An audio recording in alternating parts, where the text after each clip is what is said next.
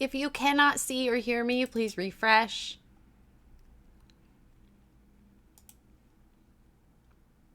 What about the owl, really?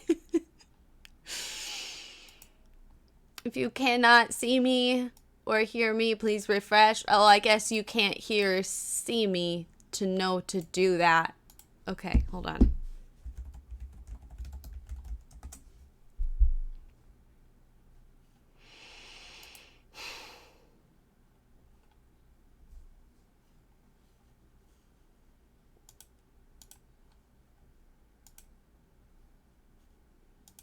Can you see me? Can you hear me? I waited all this time for stream to just die. I mean, honestly.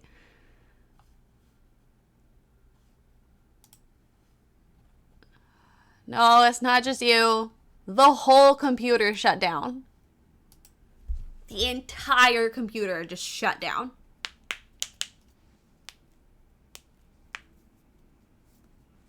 Timing's great. My computer has great comedic timing. We have to give her credit where it's due. There is going to be an ad coming up in 45 seconds, and it will be 3 minutes long. I will not tell the story. I will wait. I promise.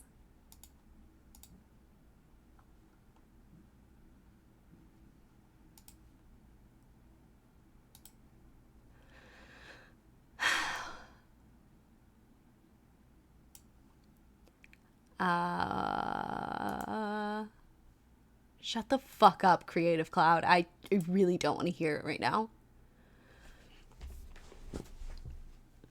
It's because I restarted the stream, so apologies. It is a work in progress. I was happy with it last night, and then I woke up this morning and there's stuff I want to change. Just like certain line details, but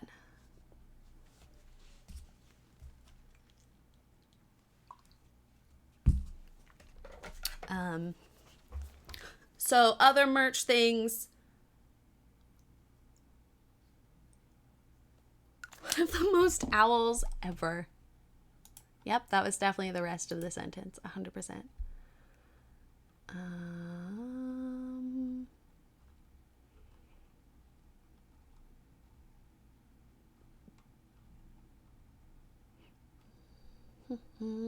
Okay.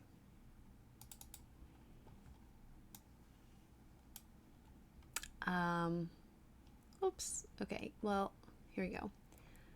So this is an example. Very simple line art. I am going to have to thicken up these lines for them to print correctly, I think. Bounding, thank you for gifting a sub to Martine. That's really nice of you. You didn't have to do that. That was very generous. Thank you.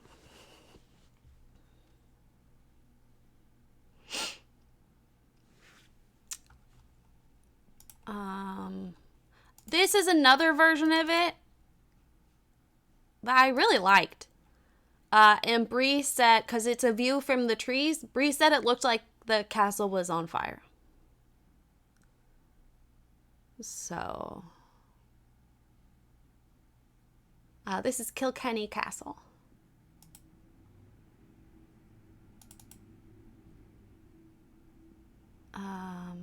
You gifted a sub to Dino too? This is another work in progress for merch things. So there's your sneak peek. I'm still working on it. There's a lot of stuff I want to do and change. This is me trying to figure out how to make a pattern. You gotta give sub. You gotta give sub. Anyway, there's your sneak peek. It's not coming out soon. Week 2 of my entire trip, Rayleigh gets COVID. If you want a full breakdown of week 1 and 2, the VOD is on YouTube. I'll share it specifically, however much you care. But we did break down almost day by day.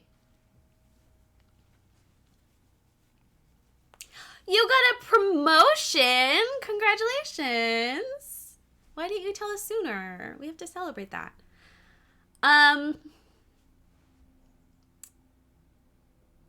So we'll just skip to week 2. Rayleigh gets COVID. Previously, I can't be a sugar mama. You bought a fucking house. A great fucking house. She's gonna give me my own bedroom. Right? Previous week and a half, pretty much everyone in the group, it's like 15 people, had been sick at some point.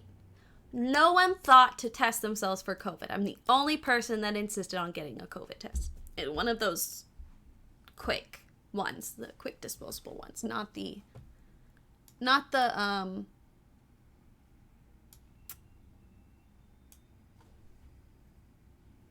one at a hospital.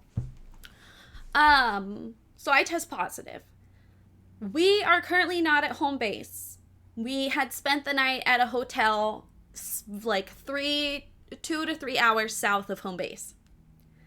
We're on day 1 of this sleepover. There is day 2 at a different hotel. And I get COVID as we're leaving Hotel 1 in the morning. And I get it. You can share it with future dog if that's all right. Absolutely, that's fine. You can also put me in the library. Or build me a little cottage in the garden. One of the laddie flows. The what?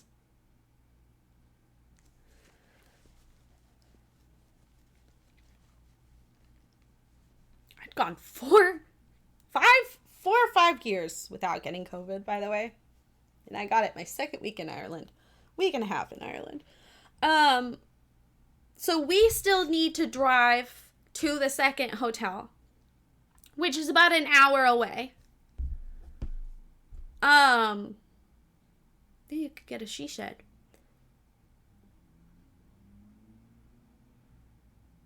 You saw the van. I showed you the van, the big white van. We've been traveling every single day to 3 to 5 sites for over a week now. Hours and hours together in this van. So I'm not surprised I got sick. Even though I didn't leave the house, I probably got it in the van. Everyone insists on doing COVID tests themselves. Everyone starts treating me like a pariah. They're all like putting insane distance. I'm wearing a mask. I'm hand sanitizing like crazy. I've been the only person on the trip been using hand sanitizer and like making, like if we were all sharing a table, I'd make everyone use the hand sanitizer, including my director. Actually, we were at the medieval Disneyland place and he sat with us when we were taking our having tea, and I like set it in front of him and I was like, if you want to sit here, wash your hands. And he looked at me like I was crazy, but he did it. He also knew about my tumor. Everyone tests COVID. No one else is positive. Everyone else tests negative. I will say, people did not share the actual test. So someone could have tested positive and lied. And I'm still convinced at least one person did. Yeah, I'm not surprised, Martine. And I recovered well, actually. And I haven't felt any lasting symptoms, at least so far. I also don't know if I would know, because I might think it's related to the medication I'm on.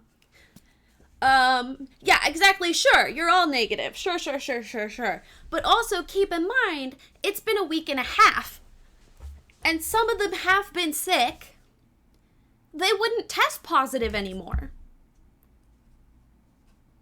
Potentially. Depends on like how long it was in their system. They wouldn't test positive anyway. It doesn't mean they didn't have COVID. It didn't mean they weren't carrying. Yeah, Martine, I feel very lucky because that would have not been my experience in like 2019. So Rayleigh gets COVID. We have to get to Hotel 2. We are still 2 to 3 hours away from home base. So we have 3 options. 1, I stay at the current hotel. They all go off, do the overnight elsewhere, and then they pick me up on the way home. You didn't turn up with it out of the blue. Right, and I didn't get it on the plane at that point. It's a week and a half. I will say, well, no, I'm not even going to give that excuse because you're young too. How old are you, Dino? Remind me. You're a baby. You have graduated though, so you're not that much baby. A majority of the people on this trip were under 21. I would say 75% were under 21. So like these are very, very, they're basically still kids. Yeah,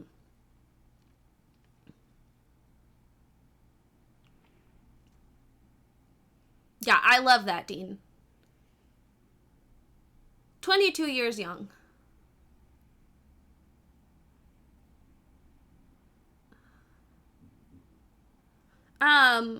That's plan 1, right? Rayleigh stays over at the hotel again. Plan 2, Rory drives me back to home base and then comes back and they all go to day 2, which is a 4 to 6 hour drive, right? And at this point, it's already 9:15. And we have a lot to do. We're like estimated to get to the hotel around 6:30, maybe 7. So like 6 hours significantly takes out what we all paid thousands of dollars to see. Or plan 3, Rayleigh just comes in the van and we just go to day 2 and she wears a mask and masks are available to everybody and you do what you want to do to protect yourself. Again, we've all been sharing this van for over a week and a half now. We all live with 3 other people and share dishes with each other, and there was no dishwasher. So you're hand washing everything. No one else has been using hand sanitizer. So I, you know, it's an uncomfortable situation. You don't want to hurt someone's feelings. So I told them, I was like, I'll be genuinely honest with you. Like, if you are uncomfortable, even if one of you, I'll stay. Like, it's totally fine. I will not be upset. Like, genuinely. No one says anything. I don't know what name we came up with for the girl that stalked me. Let's name her Clara. Because that's the name I have stuck in my head because I've been watching Doctor Who. But I love Clara. We do not love the stalker. Clara is 19. Fresh 19.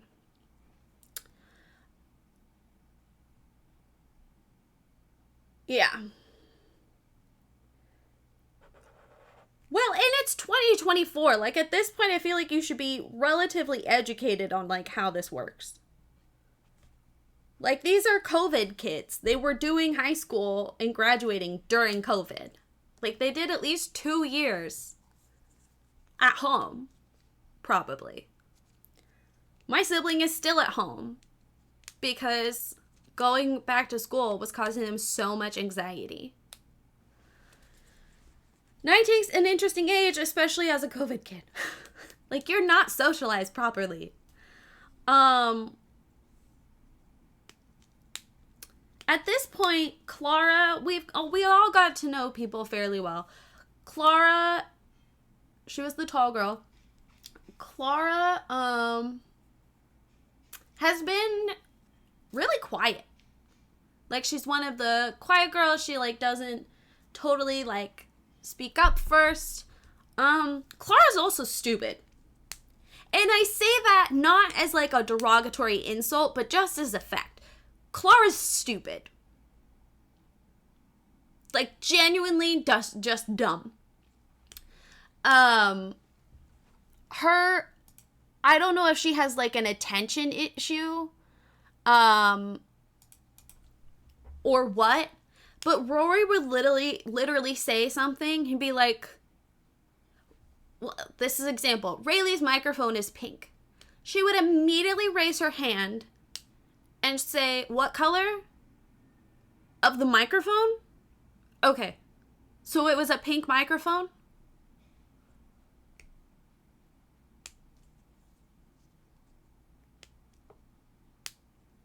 Literally after he says it,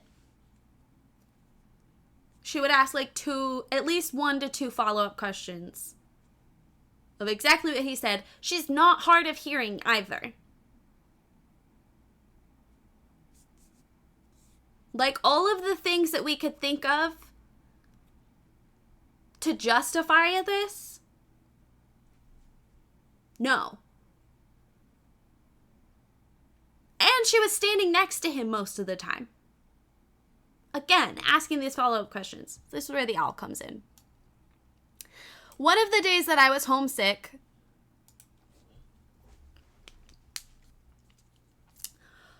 I usually wasn't listening to what Rory had to say. I'm going to be honest. I was wandering around and taking pictures. One of the days I was sick, they went to this church. I ended up getting to go during the dig because he went and showed us on a rainy day. They went to this church. Again, this is up in like the center of a cross shape, right? It's the crossroad. This is usually where the tower is. It's huge vaulted ceilings.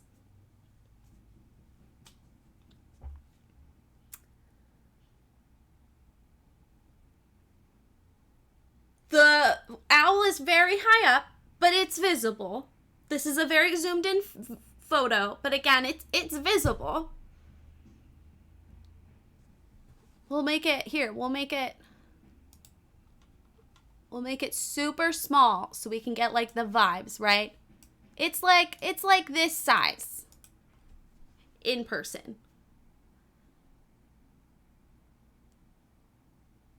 Rory says, he's like pointing out details to the students.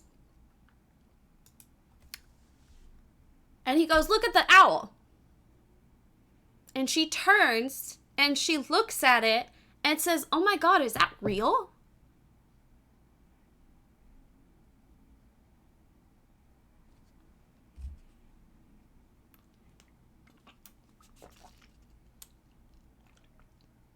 No, Clara.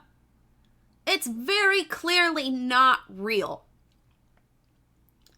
And she was genuinely asking, is that real? Is that a real owl?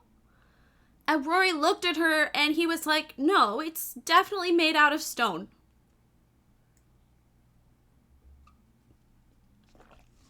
And it became like a reoccurring joke, even during the dig, which she was not a part of.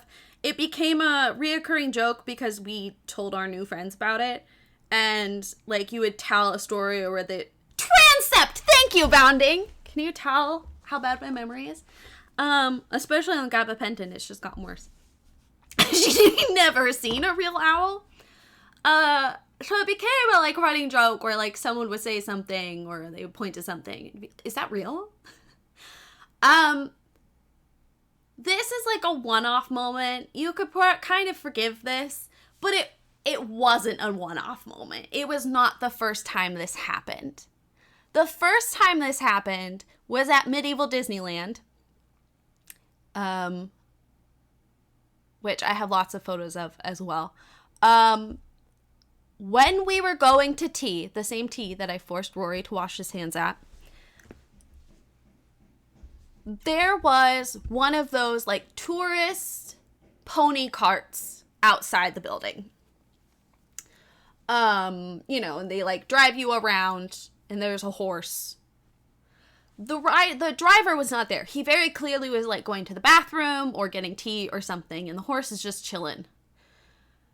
And I'm like, oh my God, it's so cute. Look at the horse. And she looks and literally says, is it real? And I kind of looked at her and I was like, yes, Clara, it's real. And she was like, it's not moving though. I don't think it's real. And I was like, its ears are literally twitching. And it adjusted its feet like 2 seconds ago. And she was like, ah, it looks so realistic. And then like goes inside.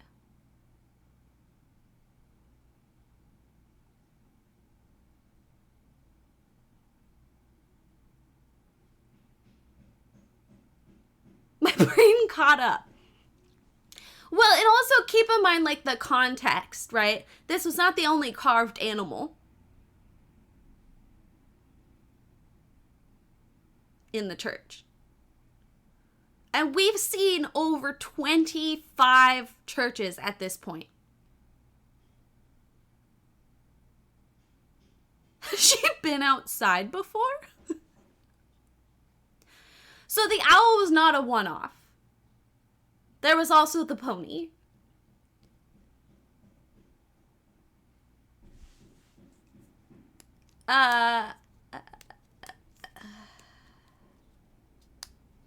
Anyway, so because that became like a thing, and because it was related to my stalker, is she a COVID baby who got aged up by accident? Where the church is real? I would not be surprised if they had like looked at like tombs or something and been like, is that like a real burial? Like, are they actually buried there? I would not be surprised if that came up at some point. I did not spend much time standing around her. Even before she got pissed at me. So anyway, this will be a part of merch. I haven't figured out how. But also, I've just been trying to get myself to draw more in Procreate in general. And this was really fun. And there were a lot of different, like steps that led up to this. Like, trying to make it look exactly like the photo, trying to make it a little different, what shadows to emphasize. And then it turned into me just sort of being liberal with the lines. And I really like the feet. Brie said it has a penis face. So I might try to figure out how to make it look less like a penis.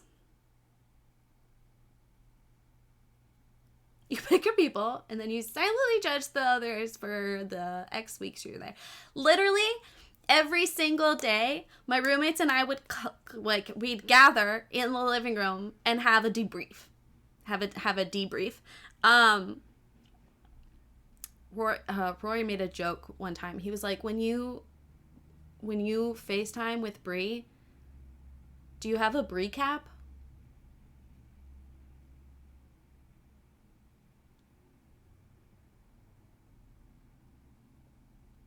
Brie is correct.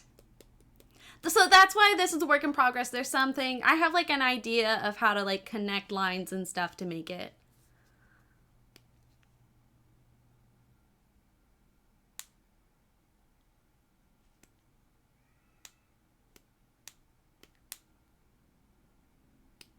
Digitizing.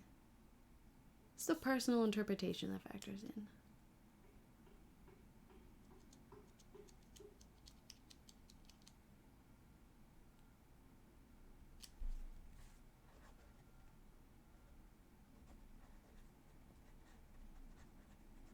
And if I make these vague enough, I'm going to try to promote them elsewhere.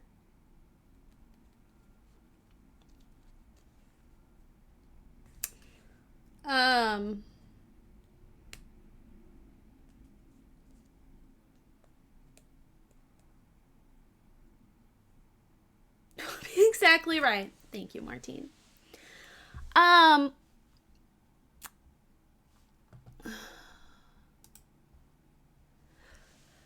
So Rayleigh's sick. No one speaks up about what plan they want. No one speaks up, so Rayleigh ends up staying in the van. Right before we had left, Clara did pull Rory aside, and she was like teary-eyed. Um,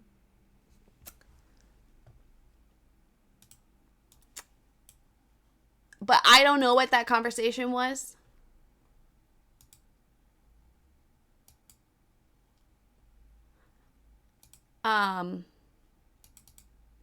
He was very good at talking people down and like calming them.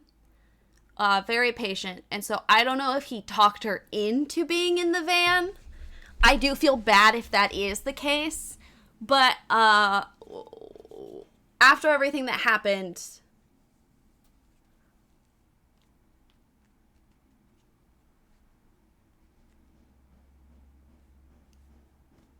I don't feel as bad. um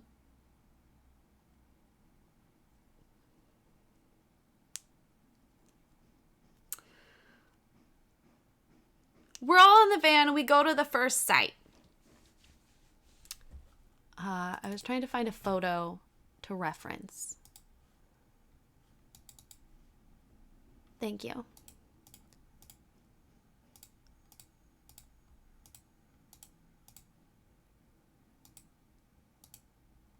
Yes, Martine. So we go to this castle. Absolutely gorgeous. I'm trying to find a photo for you. I don't remember which folder it was in. And it doesn't show a snapshot of...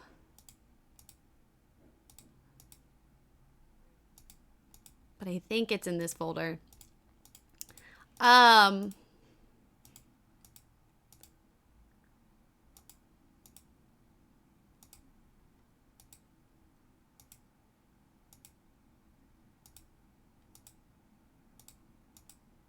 I just passed a photo of my COVID test.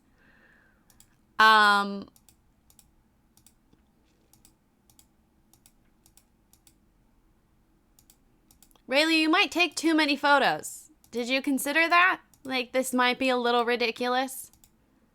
It might be a little unnecessary. I think it's in the castles folder because I...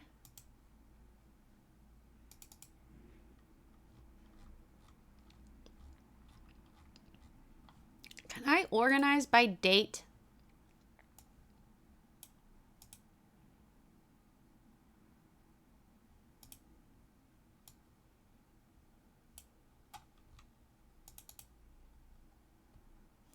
It's important to me that you have a photo for no reason, but it is.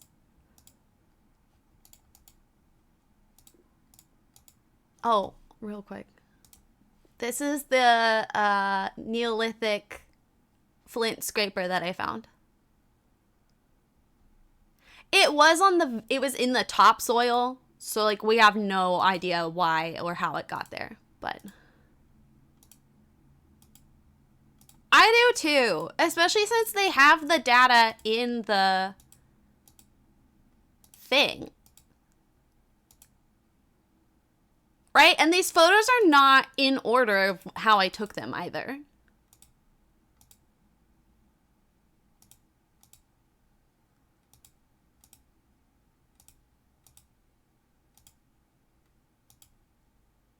We will take more time with these photos at some point, I promise. Mostly because I wanna, and you can just deal with it and look at them. Okay, this is at the right site. That's not the right one. No. No. No. No. No. No. No.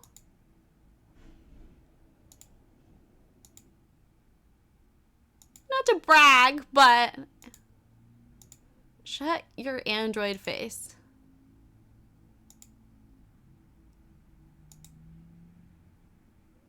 It was also just like pretty.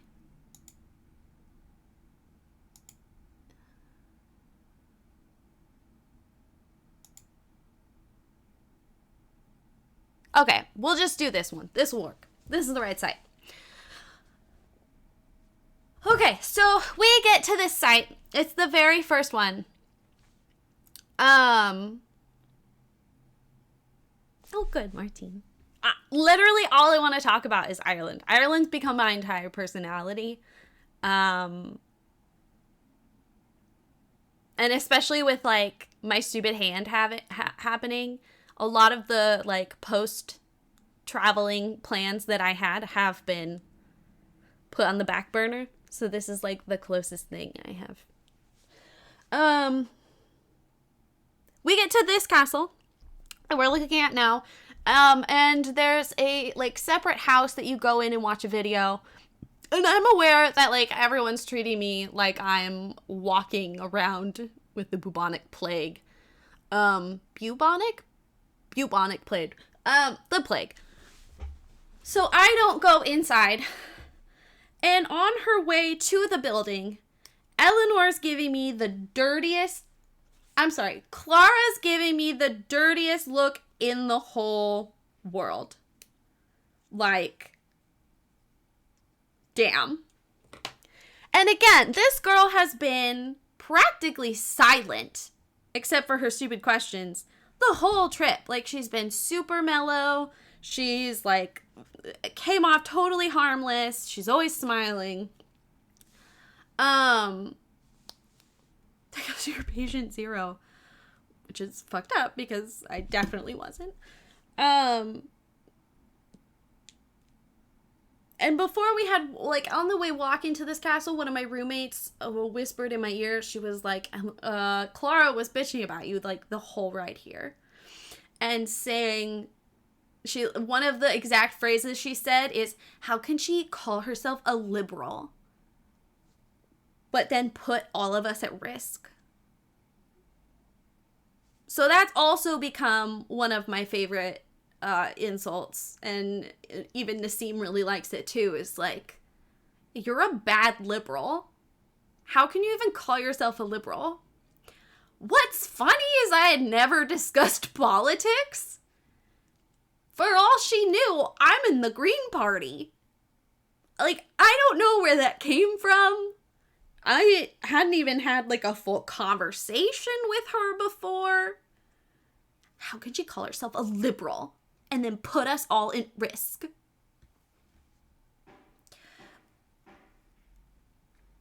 First of all, we gave you a chance to speak up, and you chose not to. And I don't know what your conversation with Rory was, but you still decided to get in that van, even though I was in there. That was a choice you made. At this point, it's on you. Did I feel good about this after 5 years of staying isolated and having immense anxiety? Because stupid OCD has this whole thing about trying to be the best person in the world, and it's exhausting. What is it called? Like, moral anxiety? It's very stupid. Sweet, dumb summer child.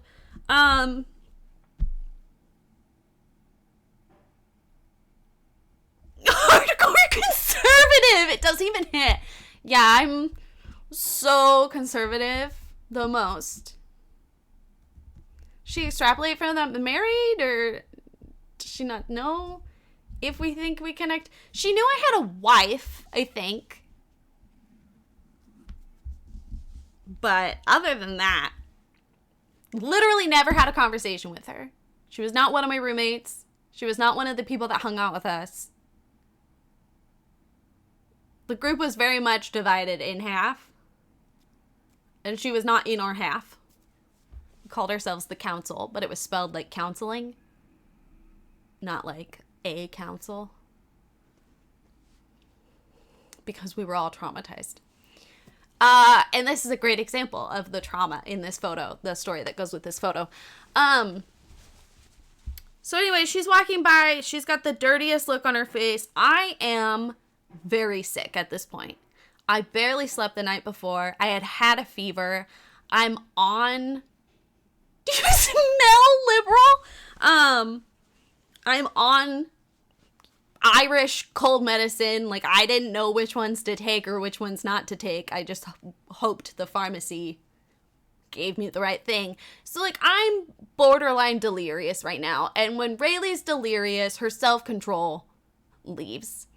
I had spent a week and a half trying to be the nicest, chillest person in the world.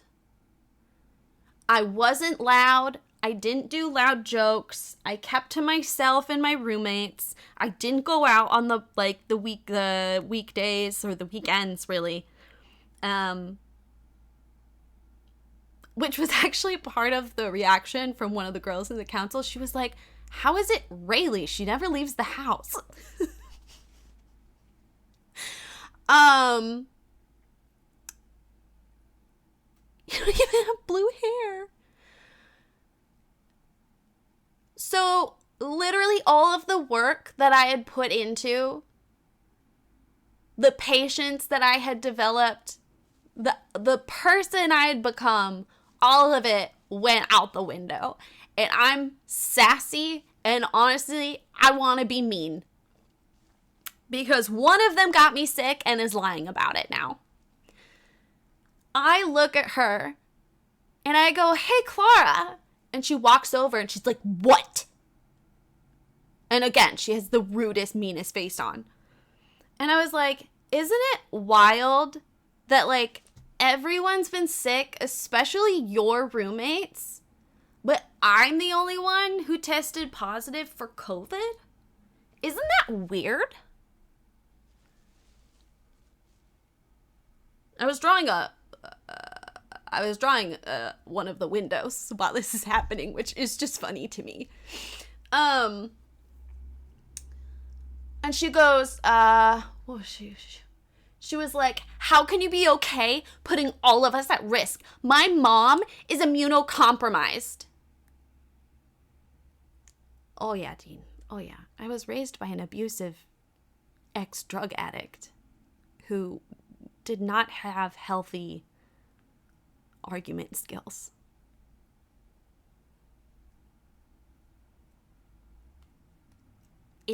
I worked really hard to become a nice person. And now my tone, when I'm honest, people think I'm being mean. So, like, that's something I'm working on now, too. Anyway, she looks at me and she's like, my mom is immunocompromised. And I was like, oh my God, me too. I have a tumor in my hand right now. Like, you think that I'm not frustrated and scared right now? You think I'm okay with this situation? I haven't had COVID. This is the first time I've had COVID. And she's like, I don't remember what she said, but that conversation ended. And she goes into the house to watch the video. Rory is also Rory also stays out of the video, and I go up to him and I was like, hey, I just want to say that if I seem less involved than usual, because, like, I was known for asking lots of questions, mostly in the van. Drawing a window, there's something poetic in that. And I just wanted him to know, because this is someone I want as my mentor. Thank you, Dean. I really appreciate that. I try really hard. And for it to, like, be genuine. I'm gonna cry. Thank you. I cannot wait to meet you, by the way. It takes a lot of pain to become this kind. Y'all, we need to stop psychoanalyzing me, okay? I'm gonna start crying. And I just want him to know, like, this is someone who I want to be my mentor. It's someone I really respect. And I just want him to know, like, hey, this is why I'm not being as active.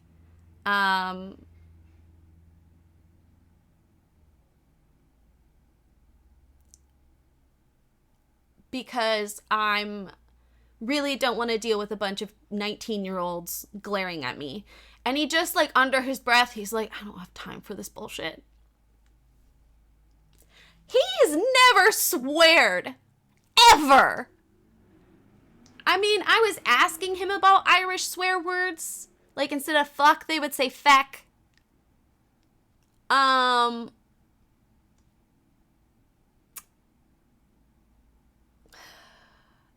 this is the first time I've heard him swear.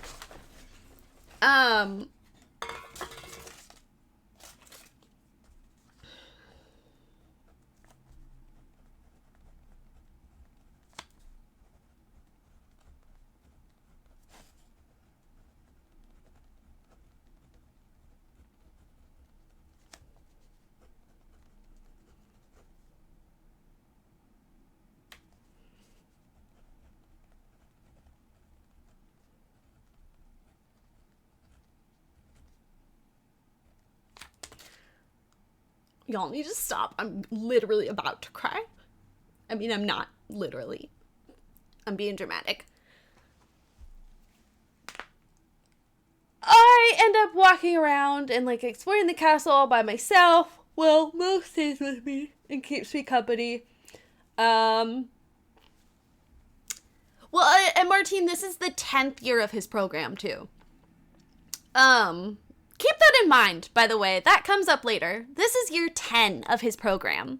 And he used to have more students at a time. They do 15 now. They used to do like 30. I'm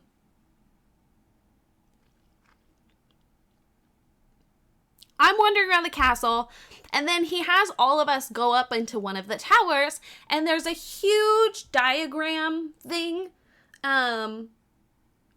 What are those called? Where like it's like a model, a diorama. It's like this giant diorama. Wow, all my muscle is gone. I had muscle when I came back, and now I don't. God damn it.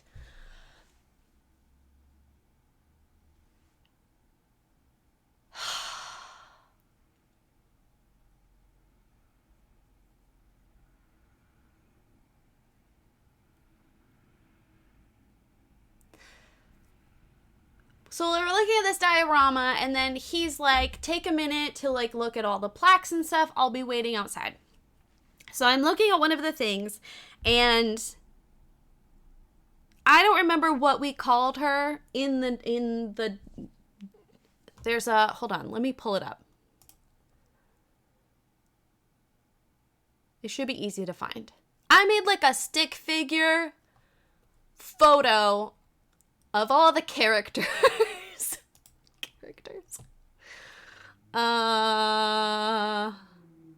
Ireland Adventures for y'all.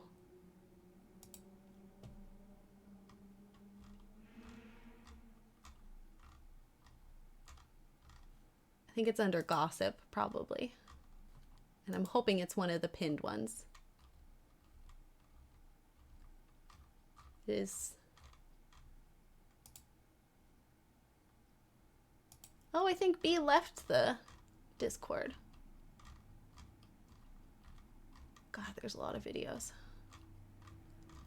At this point, it's not even important, but now I'm dedicated to finding the stupid photo.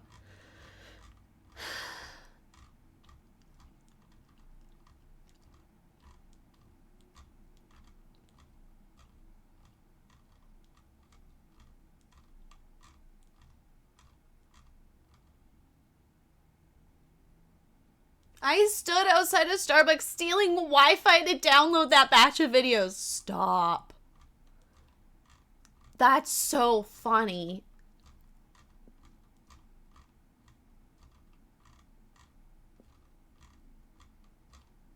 Okay, here we go. I found it. Okay. So, we've been talking about tall and dumb. Thing one comes up. I got like 50. Thing one decided day one that she did not like me. I don't know what it was. I was super quiet day one because I had literally gotten off the plane and hadn't slept yet. Thing one comes up to me and says, hey, can I talk to you for a second, really? And I'm like, sure, yeah, what's up?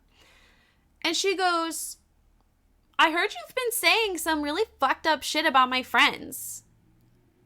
do you have something to say about that? Or like, what do you have to say about that? I don't know. And I look at her and I say, I have nothing to say. And I leave. Or nothing to say to you. And then I leave and I go downstairs. And I'm waiting outside. And they take longer. They finally come downstairs. They immediately book it to Rory. And they're moving their hands a lot. And they're like, one of them looks over their shoulder at me and is talking to him. I'm getting tattled on. Literally was getting tattled on. I haven't been tattled on. I don't know since when.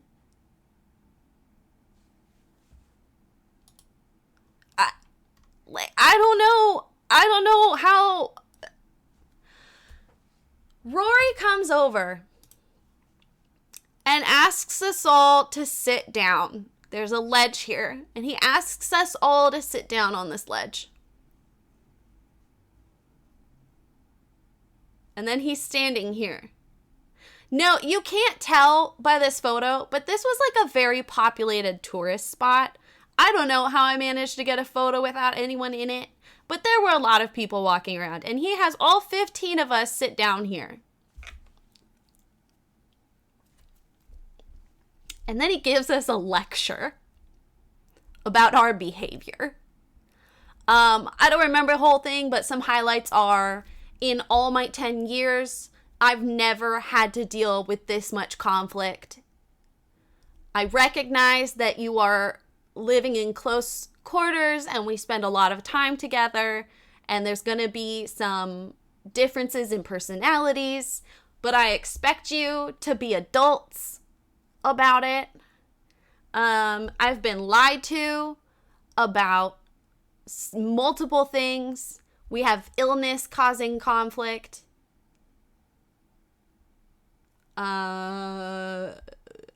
If you want to go home, I will help you figure out a route. If you want to take the bus, or if you want an Uber, I will help you figure that out if you want to go back to the apartments. And I understand if you don't participate the rest of the week. I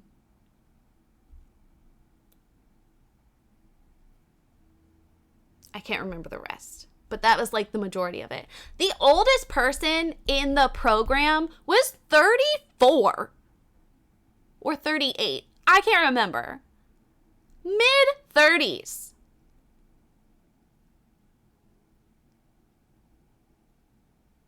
Four of us were above 28. Everyone else, I think like my roommate, I think there were like a couple 24, 23-year-olds, and then everyone else under 20. He looked dead. His eyes had no more joy in them. He looked dead inside. Also, at the end of this day, he starts coughing and having a sore throat. So now he's sick. We get to the second hotel. No one decides to go home. We all get back in the van. Somehow, so we all end up at the second hotel. And by this point, Clara's roommate, that she's been sharing a hotel room with, because we all share one, is coughing and like hacking, like by the way, I never did any of that. I was the least sick sounding person, can I just say. I didn't even have sniffles. I was just exhausted and my whole body ached. And fevers. I told him at one point, I was like, I want to gain even like a small degree of your patience. And he was like, am I patient? And I was like, bruh, you survived the first 2 weeks. And he just kind of smiled and shook his head. We're coming to the stalking, I promise. I just want to give you all the context of Clara. No one goes home. We get to the second hotel. Her roommate is hacking. She's on the verge of crying. Yeah, bounding. Mo had to help me change my sheets. And I was barely making it downstairs to get food.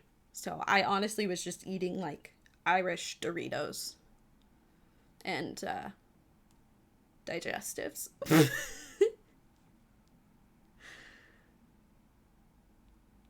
Had you made a single sound, they probably would have ripped you to shreds.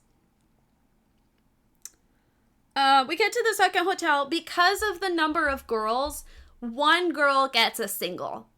And the girl who had gotten the single at the first hotel, she comes up to me and she was like, hey, I want you to have my room so that you can, one, don't have to deal with anyone's shit, but also so you can just like get some sleep and be alone. So I get the single, and as she hands me the card, I see Clara crying and going up to Rory to talk to him privately. I book it. I was like, I am not going to be talked into giving you the single. That is not happening. And then I had the best sleep of my life. The bed was so comfortable. The room was the perfect temperature. The pillows and the comforter, oh my God. Hi, Zill. Best sleep of my life. Absolutely great. The next day, only sensible decision, honestly. You miss so much of the context. I mean, Dean, if it makes you feel better, Lisanna, Zill, and I sat in a restaurant for 2 hours catching him up and Lisanna up on everything that's happened. So he's heard it in person.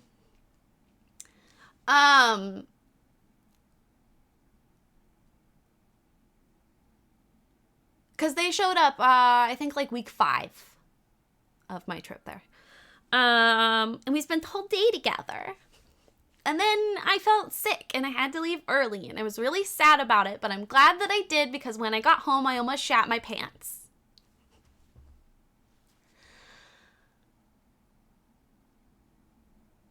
And if I had gone to the next bar with them, I would have shat my pants in a bar. Or just shat my pants. And that would have been really embarrassing. I think it was the chips from the fish and chip place. The chippy. We get back to home base. I spend Thursday and Friday not participating. I don't go to class. I don't see anyone else except my roommates for the rest of the trip. On Sunday, Bounding, you can come the next time I'm in Ireland. Or maybe I'll even come to you. Tactical retreat. I was like not feeling good in general. And then like on the 20-minute walk home, by about 10 minutes in and 10 minutes left is when I started to feel it. And I started clenching. Thank God there was a bathroom on the first floor, literally next to the front door. I like threw myself into that room. Yeah, Lisanna didn't feel great, the next day or that night either. And the only thing that we both ate was the chips. We had different fish. Or it could have been whatever they were frying it in, to be honest. So Sunday, by Saturday, everyone's gone home. The only people still there are my roommates and the racist guy. We're the only ones who stayed for the dig. Everyone else has gone home, including Clara. I wake up Sunday morning and I have hate comments on some of my Instagram posts. One of them being something like, all you did was like be mean. Or act like a bitch. I hope the money was worth it or something. Oh, Bounding. Honestly, it wasn't sketchy either. It's like a huge tourist spot right in the center of the Latin Quarter. Like it's the go-to place. But I guess everyone had diarrhea that night. As Brie would say, what's life without a little diarrhea?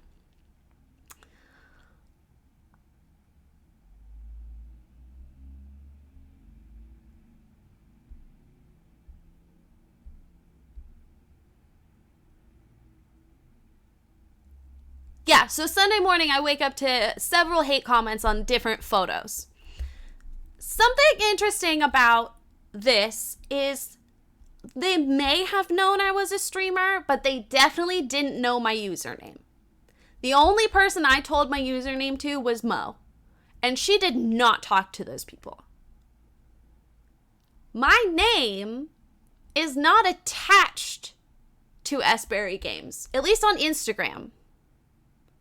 Like, if on Instagram you look up Rayleigh, first of all, you get a bunch of people from East Asia, because it's a common name there, but with a space, like Ray Lee.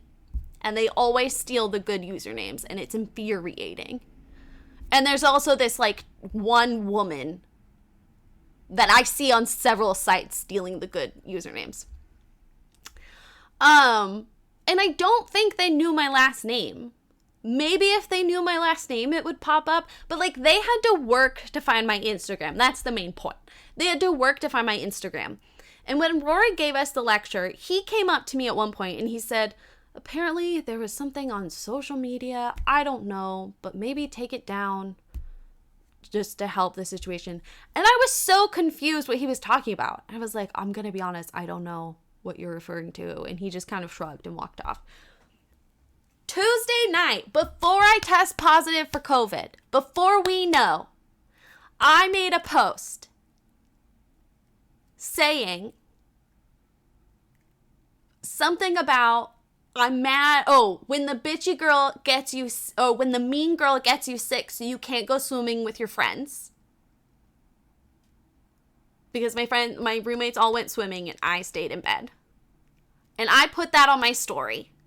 Tuesday night. No, Monday night. Tuesday is when I posted. So that got posted before anything even happened. And somehow they knew Mean Girl was them. Even though I'd never talked to them ever. Literally, maybe twice. And that's it.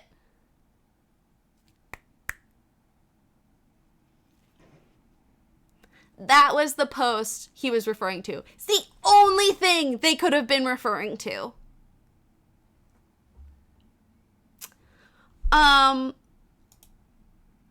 This is also that castle, by the way. It has a moat.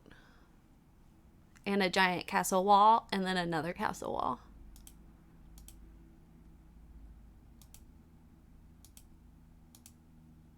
A plausible deniability, exactly. Like, I have no, if the shoe fits. Like, they decided it was about them. I had nothing even referenced to them. This is that same site. That's my roommate. So on the other side of it's facing where we got lectured. This is what he was looking at while he lectured. Must be a reason they felt so targeted. I know, right? Isn't it interesting that they identified with that? Wow,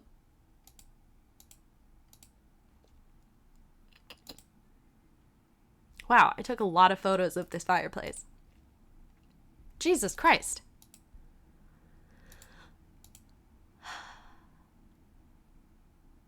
This is a different view. But that's her. Thing one is back here somewhere, but this is tall mean girl. Or tall, dumb. This is Clara.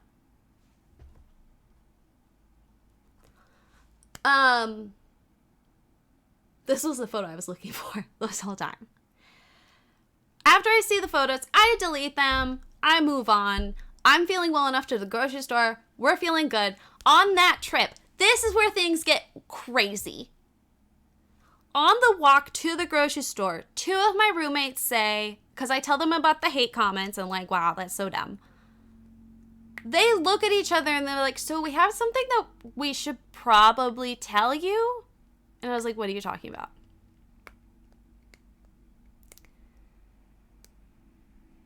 Apparently, okay, Thursday night, they had a test. I didn't participate on the test. I wasn't taking the thing for credit.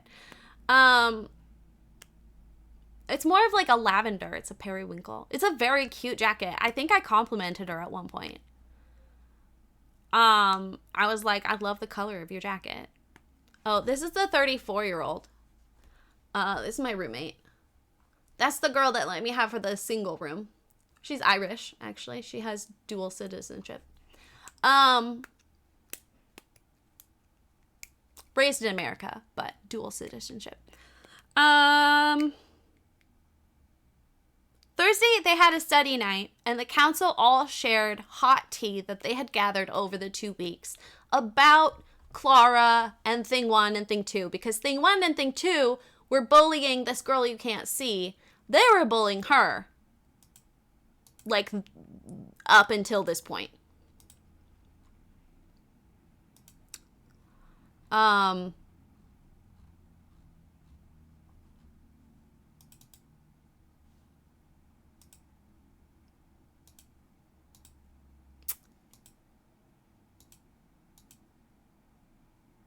That's Mo. This is the same site that this all happened at. Or that all happened at. Now we've moved on. Now we're at the grocery store.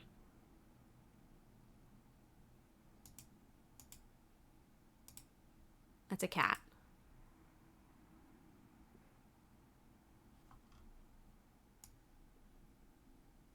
I think she's standing over here in this photo. This is that same place Rory was standing right here when I got tattled. This is where he was standing. This is the room we were in. The room where it happened. There you go. I made a reference. God, there's so much of this stuff that I want to stop and talk about, but I really want to finish this story. During their study break, was it real? During their study break, they shared all this gossip, and apparently, here are some things that they overheard and saw Clara say Thursday, Friday. 1. How can she even call herself a liberal? 2. She's putting all of us at risk. 3. She should be burned at the stake. 4. 34-year-old man, grown-ass man, was sitting behind her, and he could see her writing in her journal my name over and over and angrily scratching it out.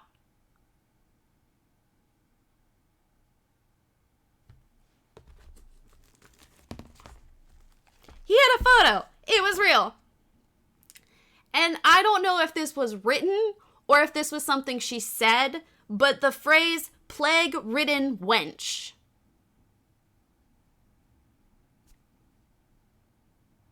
Again, because I got COVID.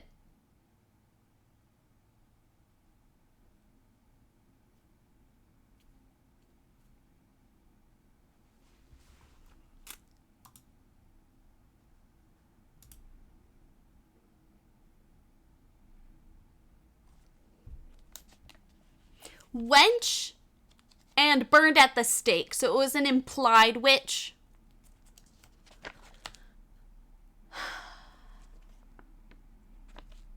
I'm referencing my journal right now.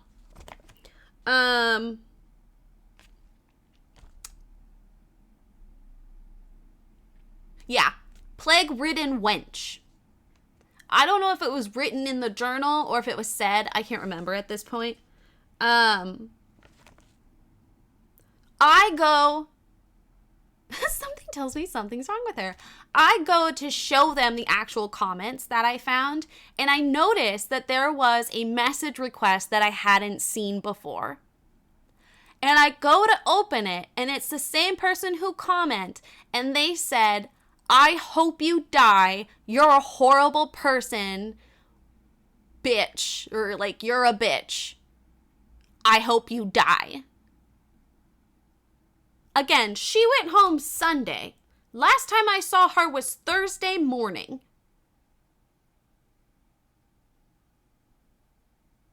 Wednesday. Last time I saw her was Wednesday evening.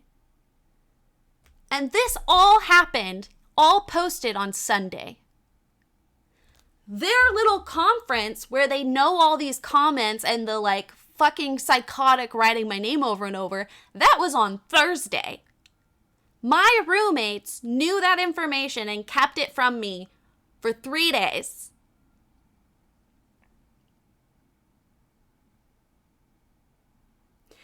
And it's because the council decided, together, they all agreed to not tell me until everyone left because they didn't want to start more drama. They didn't want me to cause more drama. Me. Literally all I've done is point out that her roommates were sick and get COVID. I did nothing else.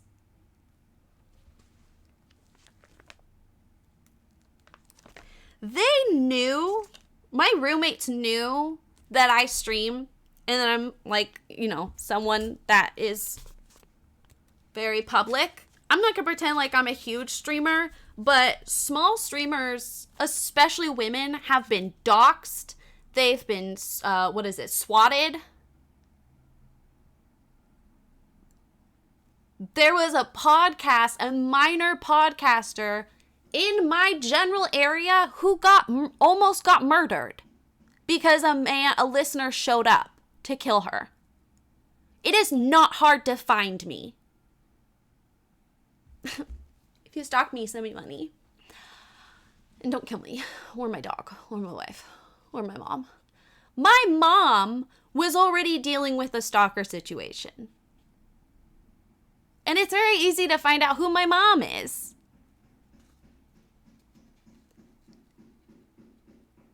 And they kept this information from me. I like to describe it this way. They all decide Thursday night to not tell me because I might start drama. If it was a TV show, we would flash to my bedroom where I can barely go to the bathroom because I feel so tired and unwell. What drama can I cause? Genuinely. What drama could I cause? Also, what would I do? Go beat her up? Tattle? What is Rory gonna do about it? There's nothing he can do. Fail her for the class? Like, report her to her school about her targeting someone who's unconnected? Like, what drama? Argue? Like, genuinely, and they knew I couldn't go.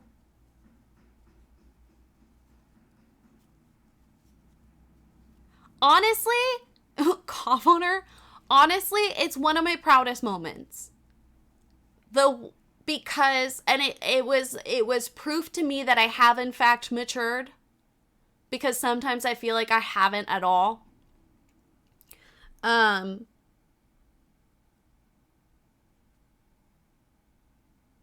If her mom had gotten sick the week after this trip, God knows how she would have reacted. Like, genuinely.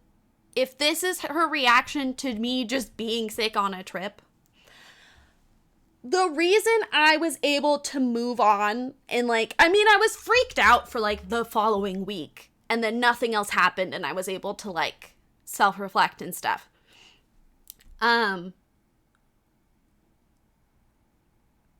She was scared and she felt guilty. Her mom's immunocompromised and she hadn't considered catching COVID for a week and a half in the trip. And she's only there for 2 weeks, so she's going home soon. She probably felt insanely guilty for not doing any precautions until it was too late.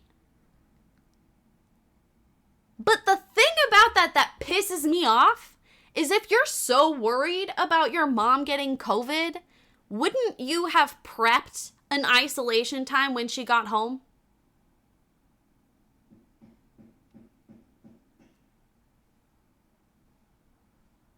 You're traveling internationally. Twice. Surrounded by people who traveled internationally. And so it was much easier to get mad at me than to face reality and recognize that she hadn't done anything to even try to protect herself. And once I sort of like processed that, it was really easy to move on. And now it's become kind of a funny story. But also, apparently, they had started making fun of me about like my tumor. They made fun of one of my roommates for being fat. They made fun of one of the girls who has Irish heritage for being so obsessed about talking about Irish culture in Ireland. Like, they were just mean. Oh my God. At one point, Thing 2, who was friends with Thing 1, randomly, she's a very white, red-headed person. At one point in the van, they had the wildest fucking conversations. It's part of the reason that I moved to the front of the bus, was just to like hear them less, and also so I could talk to Rory on all these trips. Pounding,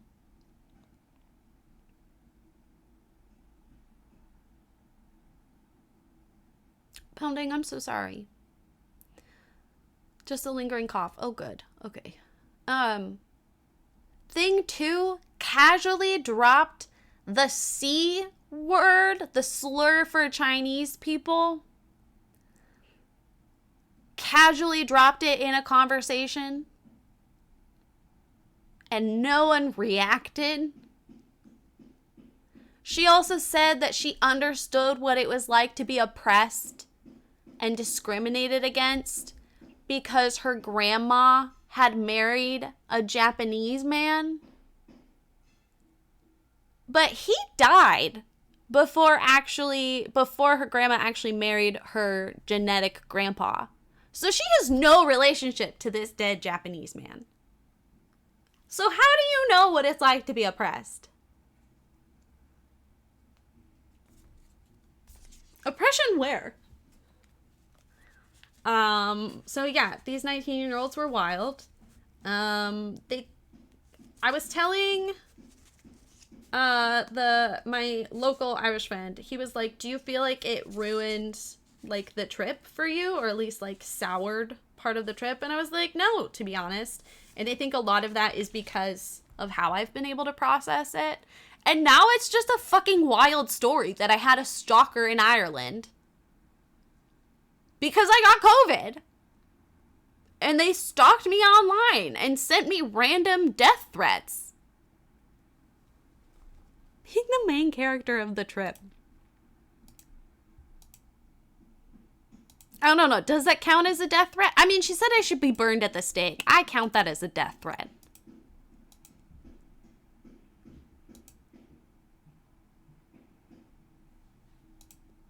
You notice everyone's masking now?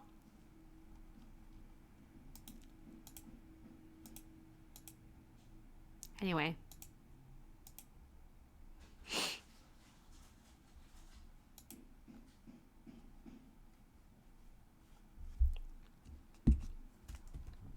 It's been 2 hours. I gotta figure out a better way to recap that story so it doesn't take as long. This was the site we went to next. This is the roommate of Clara that started coughing. Fun fact, Zill climbed this tower. And like, yeah, it's distorted, but it's also just fucking huge and tall and scary.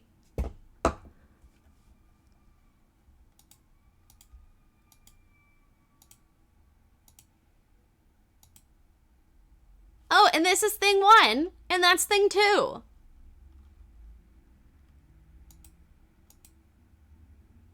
It's a random dog. We'll talk about Catamountains later. This was at that same site. I like that they cut the bush to look like a turret. I thought that was funny. This is some nice floors.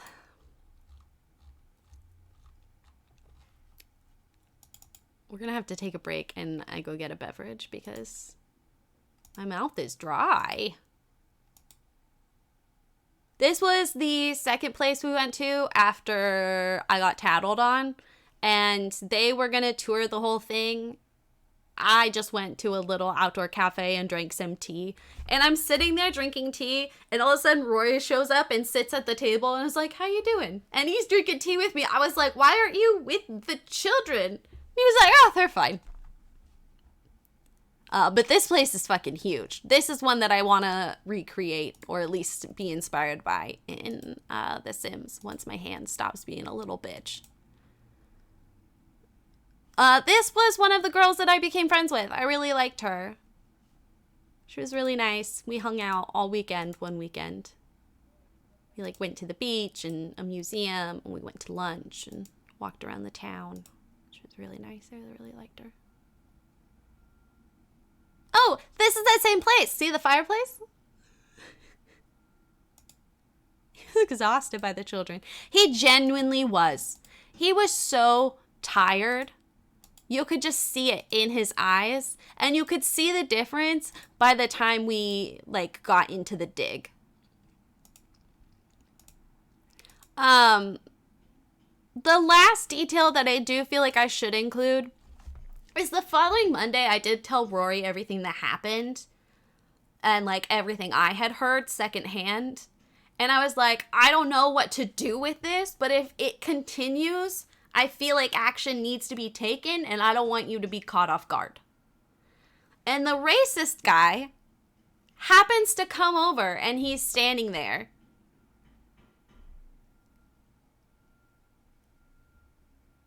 And he overhears this, and he's like, "Oh, are you telling him about the wench thing?"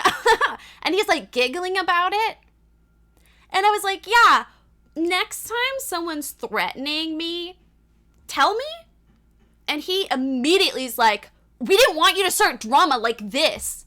And I was like, death threats and stalking isn't drama when it's the victim. And I told him, we had this mini argument, and Roy's just standing there trying to get equipment and clearly wanting to leave, but also probably feeling like he has to mediate this. And at one point I was like, we'll call him Carl because I can't think of anything else. We got Carl and Clara. I was like, "Carl, I'm an online person. Small creators have been stalked and hurt for less. If her mom gets sick, God knows what she's gonna do to me." And he's like, "Well, that's the risk of being online."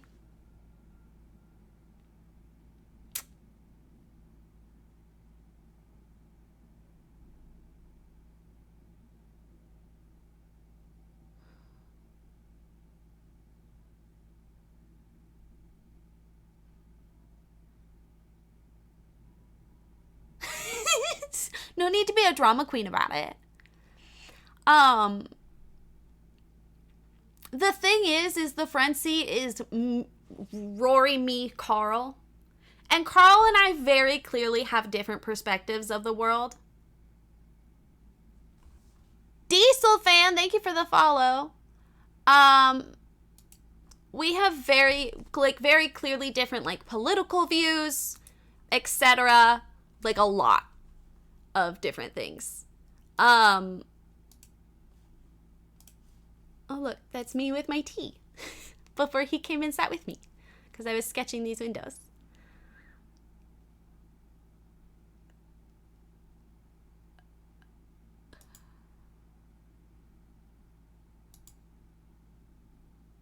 I think we're lagging a bit. Or you guys... Oh yeah, there's a 20-second delay for some reason. I don't know why. Oh look, there she is again. Oh, this is really cool. This is a church that needed to have an add-on. And so they imitated the angles and structures, but did a modern material. It's very controversial. I love it. I think it's fantastic. I love when people do that. It's very much like the pyramid in front of the Louvre. This is in Ireland. I was there for 6 weeks, so I have a lot of photos to go through.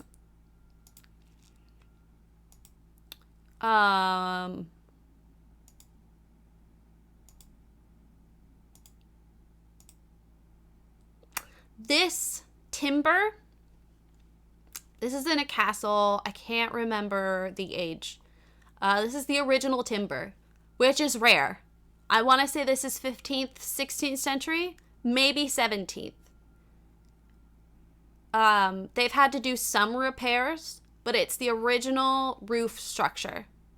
And you can actually see like different like construction marks or like math that they were doing. My favorite part is the random like inserts that they did, because like clearly like measurements were wrong or something, and so they like just shoved wood in there to balance it out, which I think is hysterical. This is a builder's mark.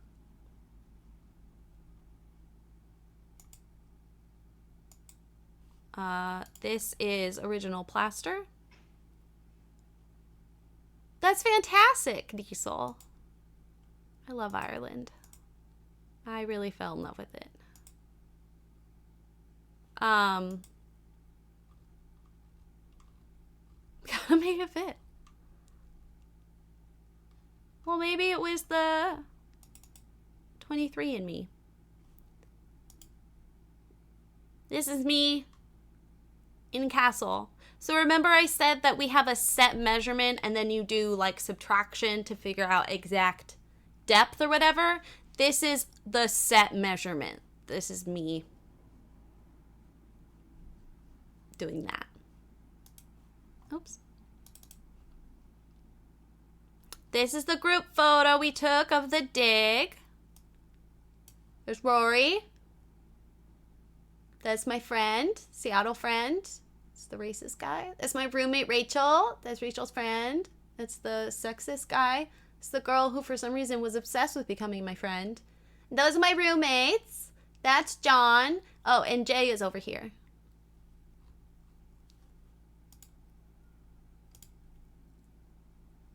During the dig, I sat in the front with Rory and Jay. Because racist guy felt uncomfortable sitting between two men. And no, I'm not kidding.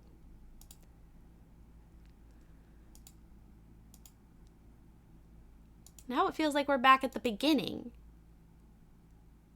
Oh, this is a diagram of previous trenches that they've dug.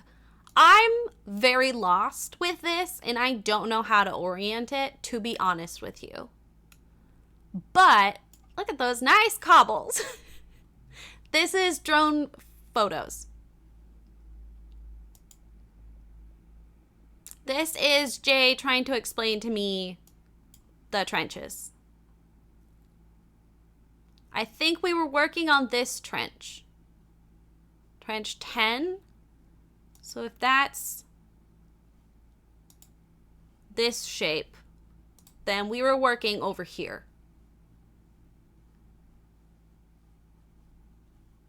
Digogram. There's the owl.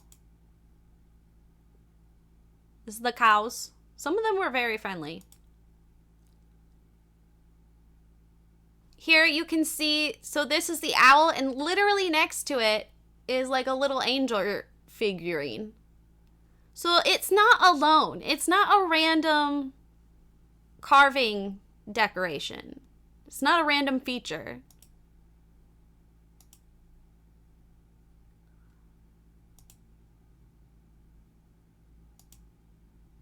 Some of these we've seen already. Cows. This is the beautiful arch again. I think the owl is right here. If I can orient myself, I don't know. Oh, that's fun. Is the angel real? This is a window. Oh my God, Wisconsin, you got good cheese, yeah? That's what you're known for? This is on a tomb. Took lots of detail photos of it. Okay, so this is a really bad photo of the whole site. And this would have been the Bon. So, again, I'll do like an actual presentation on this because I wanna.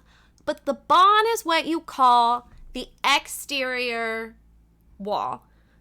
I can't remember if that is for all castles. I don't think so.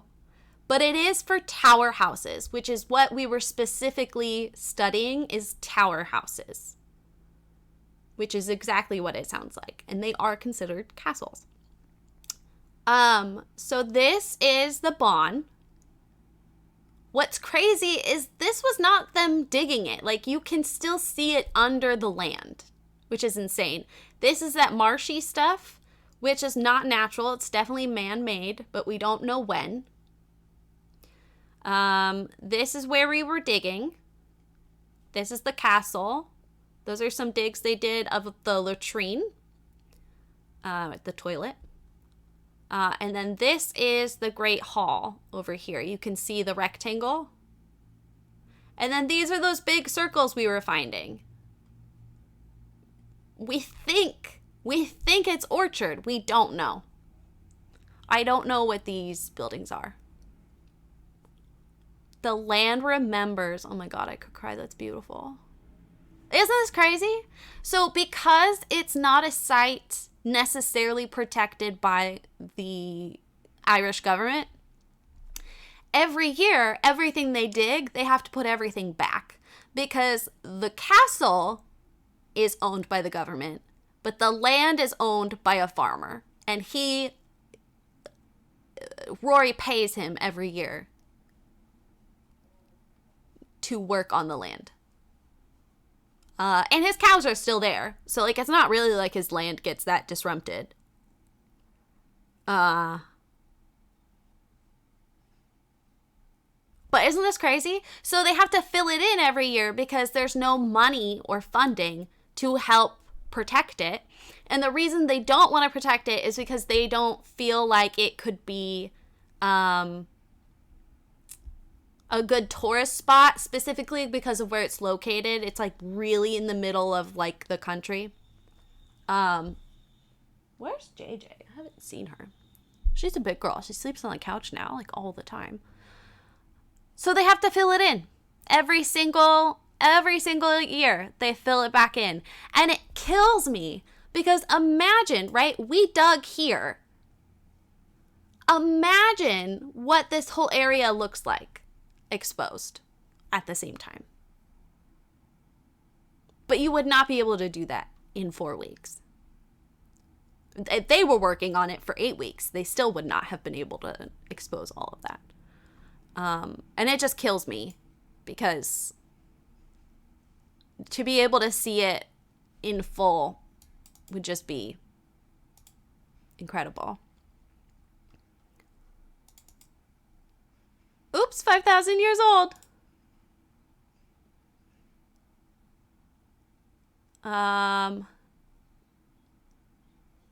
This is Kilkenny. This is a presentation he gave for the new people. Thus, the scientists descended. This is a selfie I took. It's one of my favorites. Those are the porta potties. They're called portaloos. This was in the fish and chip shop we went to. It was a very kitschy. This is the wall that's inside the mall. This is just a random thing I found, and I always meant to ask Rory what the fuck, but I always forgot. And a filled-in doorway. That's a fish. I've seen the fish a couple times. This is St. Mary's Abbey. I don't remember. This corner feels vaguely familiar. I can't remember if I went there or not. This is early in the dig. Of course they're called portaloos. This is me taking... This is one of the ceilings in the Skeff, the bar I liked. I went there like 2 or 3 times. This is a window. One of the designs I want to do is like several of the windows that are all different, but like similar to show. This is a photo Mo took of me, which I didn't know she took of me. I didn't remember that. In the garden of one of the plays. It is surrounding, I think, a church. So like it's definitely related, but it was the first time I saw like a skull and bones. This is Rayleigh still being a little bit sick once the dig started. So I was taking a little nappy poo.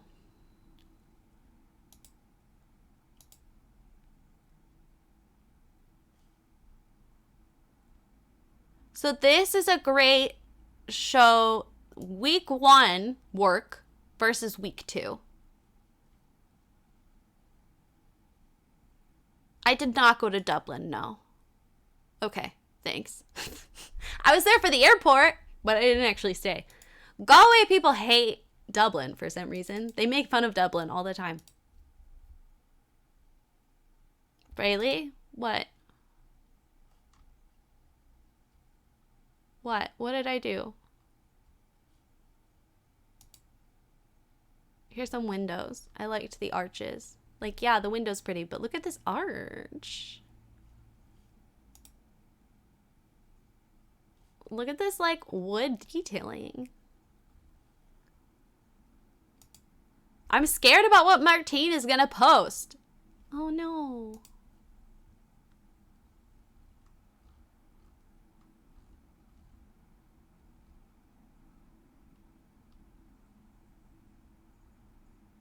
While we napped, Hosier's, we lay here for years or for hours song. Oh my god. So, one of my favorite things to do was to ask Rory if he knew different Irish people or musicians or artists and stuff. Original plaster would have been 15th century, I believe, just based on the Gothic arch. This is another ceiling. That's a scath, that's a slug. This was a massive, massive castle ruin we went to. I don't even think castle, I think it was church. It was crazily, crazily big. I couldn't even capture a photo of it. This is the cathedral, like the main cathedral in Galway. I went to church with one of my roommates because she had no friends to go to church with her. I was like, I'll go. She was like, are you even Catholic? And I was like, nah. But I think my mom would never forgive me if I didn't go to a cathedral in Ireland. Like, the infamous Catholic country. Look at this pretty ceiling. Look at this window. Look at this. This is where I got tattled on. So I jokingly asked if he knew Hosier.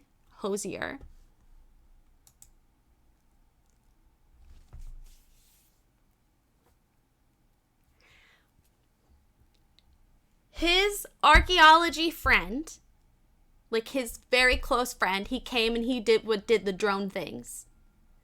He excavated Hosier's parents' land.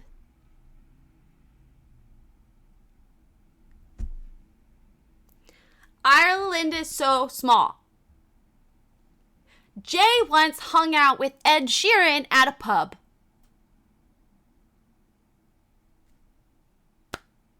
They didn't keep in contact, but they were sitting at the same bar.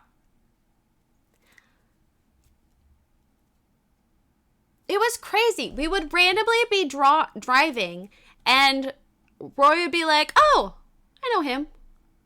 Oh, hey, look, it's so-and-so. I was like, dude, do you know every single person? Like, what the hell? This was at a Great Hall that we went to, one of the first ones. This is a window. It's really rare for the exterior Great Halls to be kept. He isn't even Irish. He's Irish.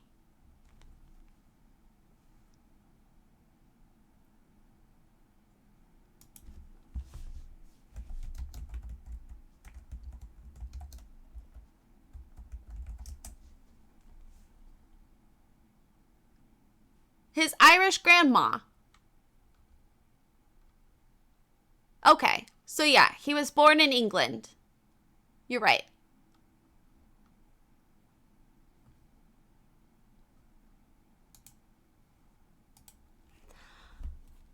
And he wrote the song Galway Girl. He's just a redhead. Galway totally plays that up too. So it's really rare for Great Halls to be maintained and kept, so it's really rare that this exists. And look at the detail. Like, they spent a lot of money.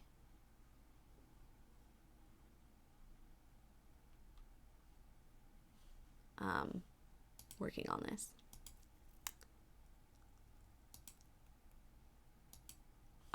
These holes are from the scaffolding when they built this building.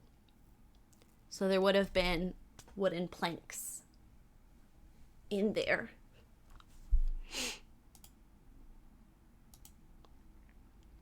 This is just a giant cloister we went to.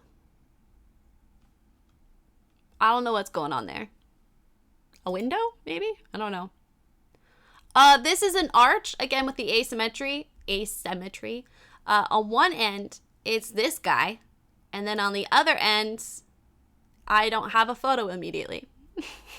It was a different animal. You can see this was filled in at one point. Really grossly. The grouting, when it's this thick, it's usually like a symbol of restoration work. And it's really gross looking. It's not cute. This green stuff, it's just a type of like algae. Algae.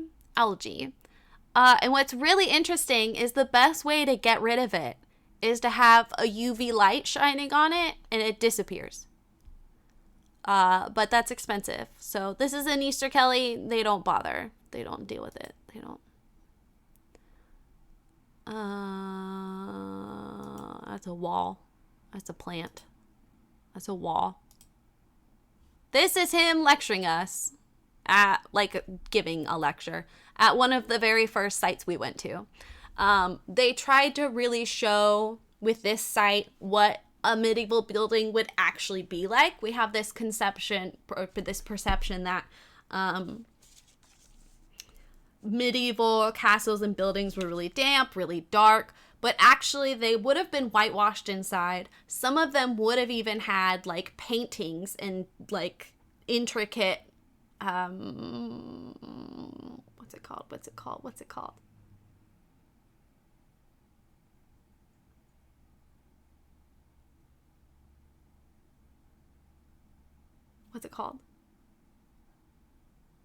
We'll just say paintings. They would have had, like, of scenes. They would have had giant tapestries. And this whitewashing would also have, it's lime. This lime wash would have also helped insulate it. It would have helped push the light around to keep it light. This is restoration flooring, but even the flooring still would have been nice. And on upper floors, it would have been wood. It would have been local wood, which is not dark at all. They built this using the same trees. Murals, I was trying to think of the,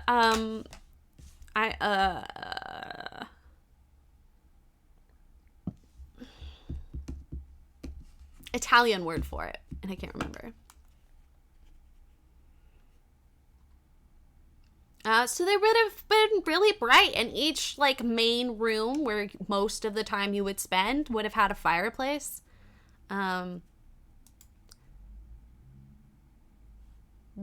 This is a weird thing that he didn't know what it was. Fresco! Thank you. Fresco. They would have had frescoes. This little Jesus. He's just kind of in there. This is a doorway. It's really short. Like, you have to duck. And more doorway. I think I was taking photos of the fact that the bricks are angled so that even though it has a like squared opening, they still used a keystone arch to help support upper walls. So it's not necessarily for down here, it's for up here. And a lot of tower houses use that same method. So the main room, the ground floor, it's literally ground floor, it would have been storage. The first floor would have been a big room with little rooms, which were usually bedrooms. That would have had wooden floors, and it would have had a vaulted ceiling. The second floor had flat wooden floors and a vaulted ceiling. So the vaulted ceiling was a structural aspect to support the next floor up. These little things that I forgot the name of, they would hold probably planks for the second floor, because this is not a window, if I remember correctly. We got some punch dressing here. This is at that same whitewash one that we saw, lime wash. This wouldn't have been as like patchy. This would have been filled in with like mortar. But you can see how bright it is and the light bouncing around. And it was fairly warm inside. This is a church or a monastery. This is a weird bump out, which is evidence that these walls were added later. So this is the support of whatever building is behind this. And when they added on this extension, they just used it as like a corner and didn't bother getting rid of it. An ad time. God knows we haven't had enough ads. All right, let's do an ad time and I'll go get a beverage. It's a good idea, actually, because I'm my mouth. So I'll be right back.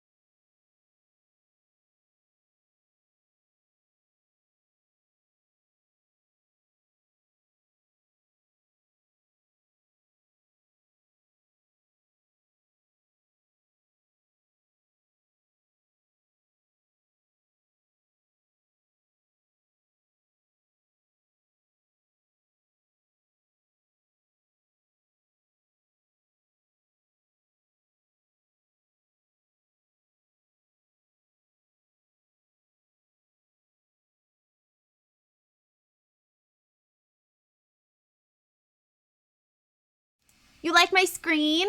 Look, this is what we did for starting soon.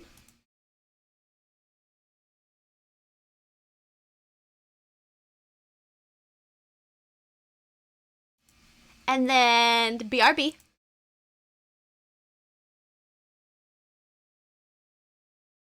And then ending screen.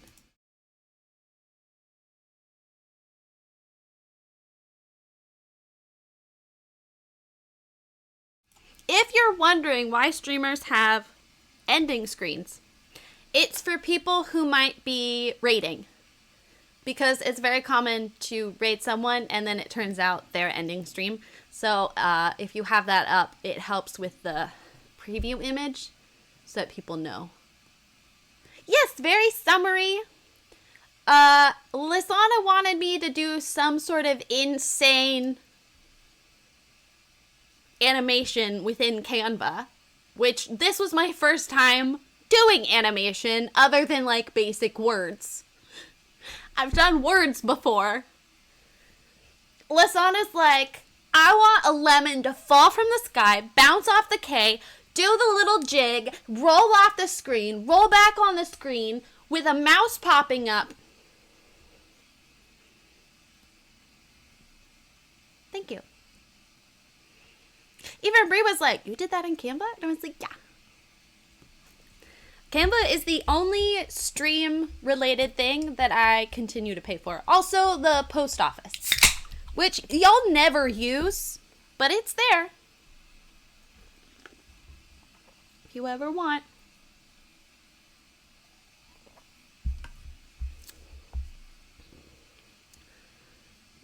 She had the storyboard read to go. Okay, let's see if we can get... This is a well inside a tower house? You studied animation? No, not at all. This is a pond, lake. This is a church. This is me taking a photo of a fireplace that would be on the first floor, which doesn't exist anymore. And we're on the ground floor. A lot of times, fireplaces were added in. I'm an ambitious person, and I got you to try more. You did, and I appreciate that. You pushed me to do some creative stuff, and I'm really proud of how it turned out. And they would have like basically dug their way through to make a chimney, but this one was built when the building was built, and you can tell just because it's inset. That is a church. Shocking, I know. This is a filled-in window or doorway. It could have been a doorway. Again, the doorways at the churches were super small. I think it was for heat retention.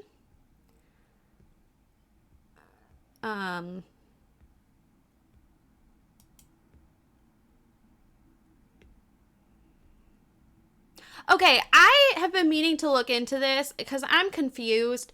I've seen multiple Irish TikToks about how the famine isn't real. But there is stuff dedicated to the famine all over Ireland. So I've been meaning to look into it to figure out what they're talking about.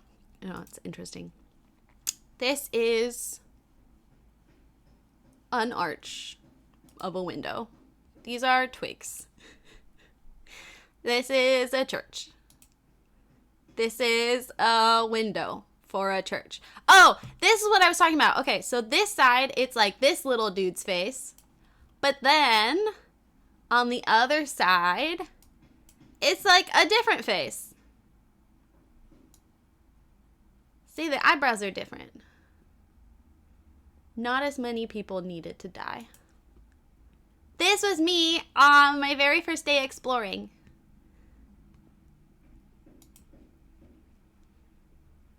Okay, Bounding. I'll do more research on it. This is like a restored example of what the wooden A man-made famine. Okay. Yeah. That's what I felt like I learned. I see. People want to place the responsibility. They don't want to skim over it. That makes sense.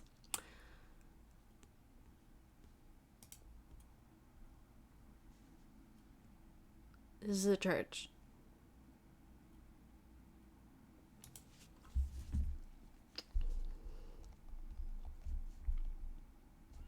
Sorry, hold on. My roommates are texting me.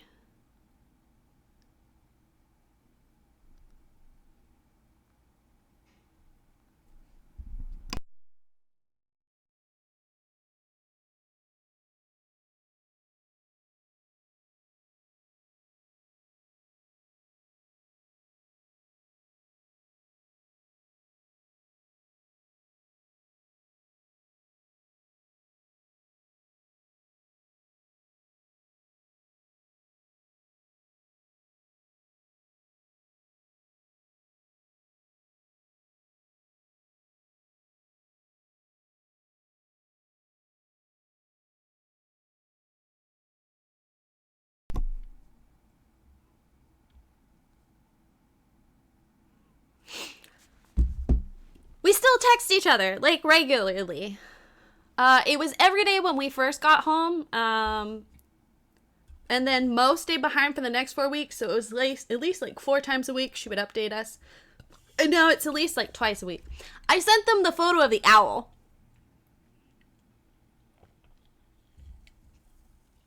This is a little peekaboo. This is Martine's restaurant. This was in the Latin Quarter.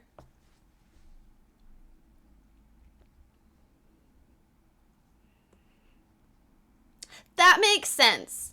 That makes sense, Bounding. The language does really, like, avoid placing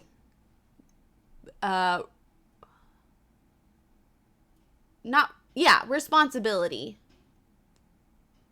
Context.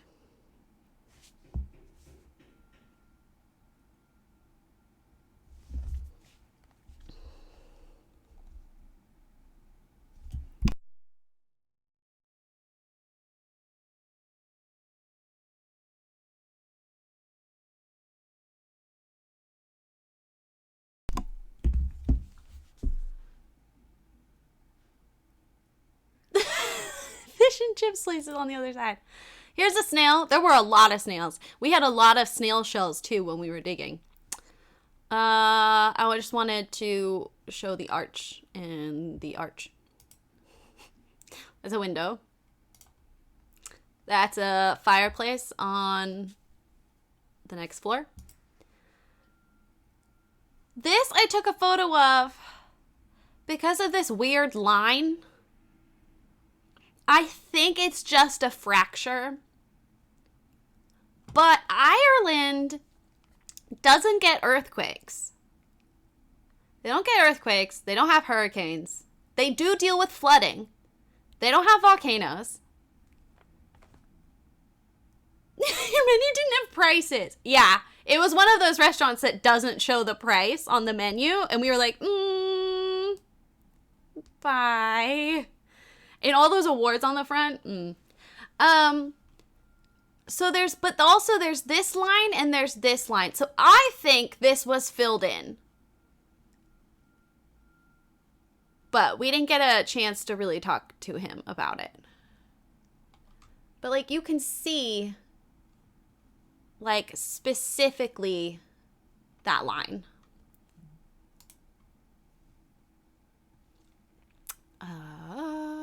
That hole would have been from the scaffolding or from a floor. I'm gonna be honest, I don't remember. Here's another nice window. I really liked the windows. I took a lot of photos of windows. These are modern graves.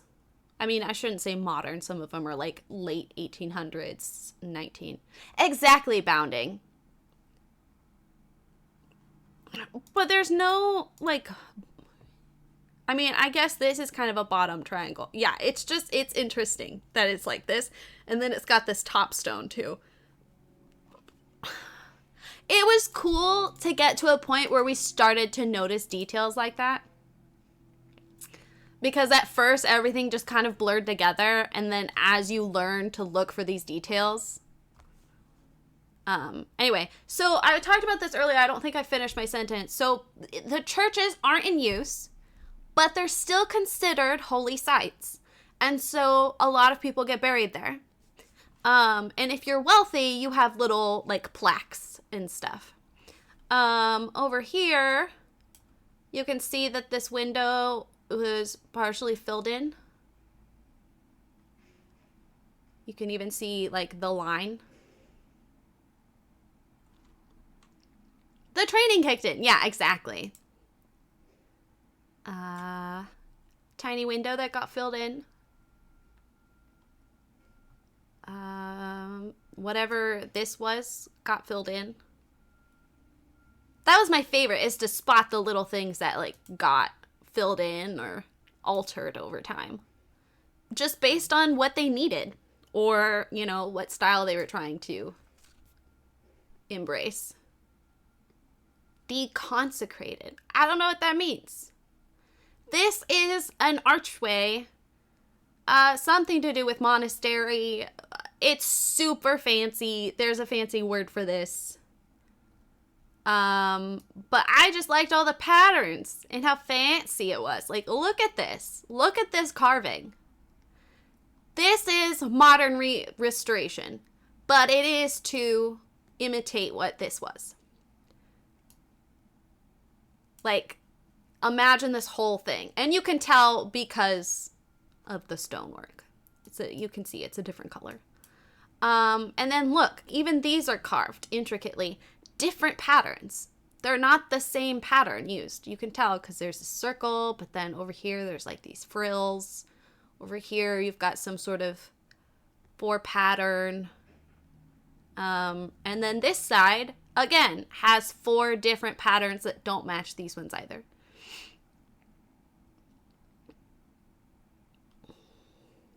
And then even at the top, we have decoration. This would have been the door that like visitors would have used to enter the cloister.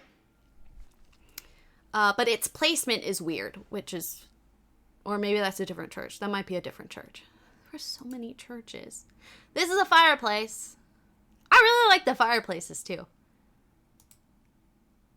I will say my least favorite thing about Irish buildings are their stairs. And I refuse to believe that the people who lived here didn't constantly trip on themselves. Like, I do not understand. They are so small and they're stone. Anyway, you can see where shingles were when this was a roof, and then they added onto it to make it taller.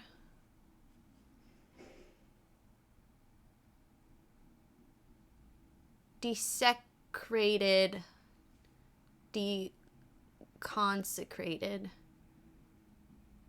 Oh. Here you can see something was filled in. That's what most of these photos are. Again, planks where a floor would have been, support beams would be inserted in those holes. I just really loved his face. Is it disrespectful to make merch based on this man's upper body? Please let me know. Because I'm not spiritual or religious.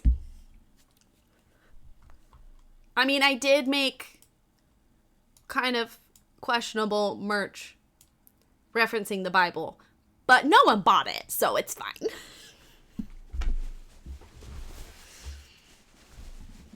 There's a reason stairs have height and width requirements these days.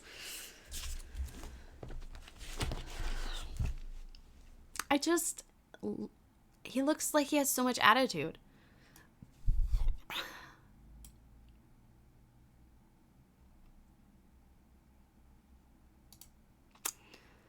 This is, you're never going to guess, a church. You're never going to guess what these holes are. Who wants to tell me? Do you know what these holes are? What are these regular shaped holes that actually aren't in a straight line? Is it St. Patrick? No, it is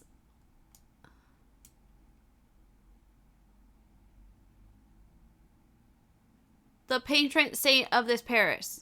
Fursa? Is that a... I don't think that's...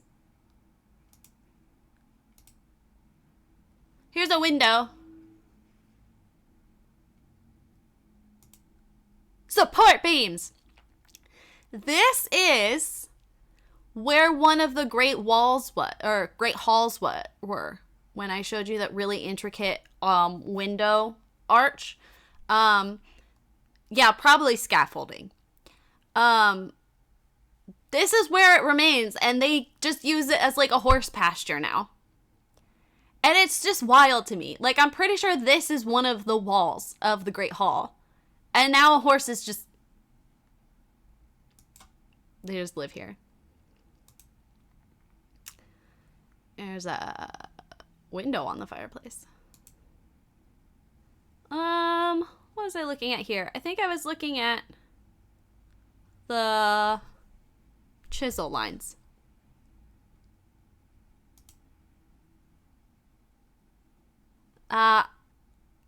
So okay, these flowers were in a flower pot on a grave at the bottom of this wall. So very clearly a bird, I don't know, ate the flower and then sat on the wall and pooped, and now the flowers are growing on the church roof, and that made me giggle.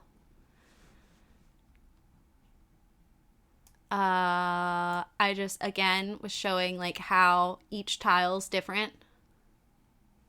They are perfect horse height. And these triangles are called chevrons, which is actually probably what this photo is of. Chevrons are everywhere in Ireland.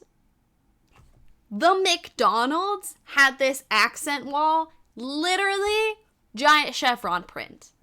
There were chevrons everywhere. Even their like speed bump things kind of look like chevrons. Okay, here's where we get fun and educational. Do you see all these funny lines? We got one here, then a bunch of tiny ones going across. Lisana, do you remember what this is called?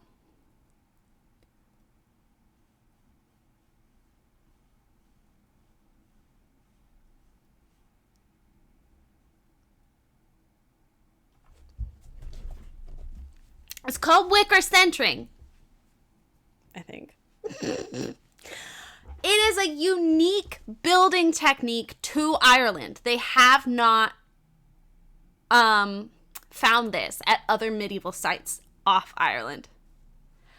And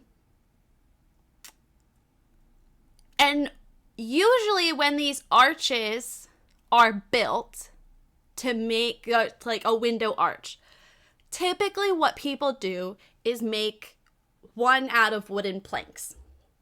And so I have a photo somewhere where you can see an imprint of where the planks were, where the mortar kind of stuck in. And once the arch is dried, you take away that scaffolding. Well, the Irish clearly didn't want to waste timber for that. And so what they did, they actually made these wicker mats. And so they would build their frame, but they would top it with a wicker mat, which would help catch the mortar, save the planks. But because the wicker, stick thingies, because they were so thin, they usually got left, and they would just plaster over. This one, you can see the wicker has disintegrated, unfortunately. It does not exist anymore. And then when they did restoration, they plastered over it. But I don't know where the photo is. There are very few cases where the perfect conditions allowed some of the twigs to exist. And it was really easy to grow. I can't remember exactly what tree it is, but they would, you know, when you chop down a tree, it tries to grow again, and you cut it again, it tries to grow again. So you do this a bunch of times and like basically get these bushes that they could harvest, and it grew quickly. It's very cool. Here's a face. Here's a church. Here is weird marks and existing plaster. Maybe that sounds right. That's a bad picture. This is water and the swans. This is a tower house far in the distance. I can't remember anything about it. Here is the chevron in the McDonald's.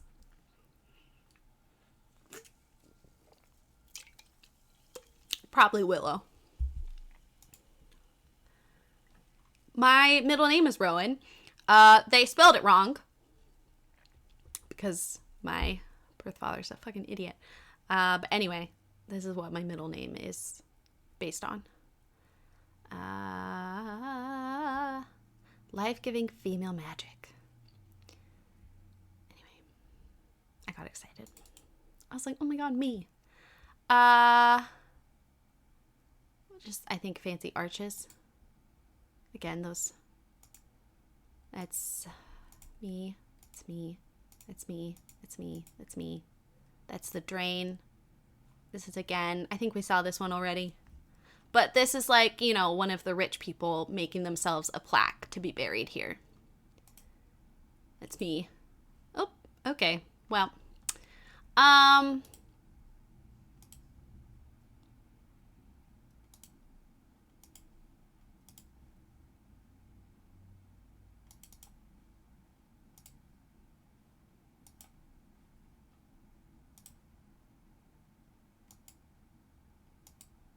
Please, please, please, please, please, please, don't prove I'm right. Here's the papers I read in preparation. Let me in. Thank you. This is me and my roommate going to church. This is Zill!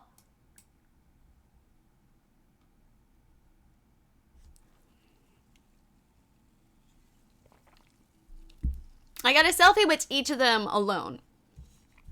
And he surprised me by showing up in his Be Nice to Yourself shirt. Also, my necklace I got in Ireland that I'm obsessed with. These are me and my roommates on our last day. We were taking a bunch of photos. We get aspirin from Willow. Interesting. This is Dyke Road, which no one laughs a lot. Was he real? Yeah, I mean, I made physical contact. So, I think it's funny. No one else would laugh. This is me on the beach. This is all the glass that I brought home. This is me. This is me and Mo. She was showing how small she is. Oh, what are these holes?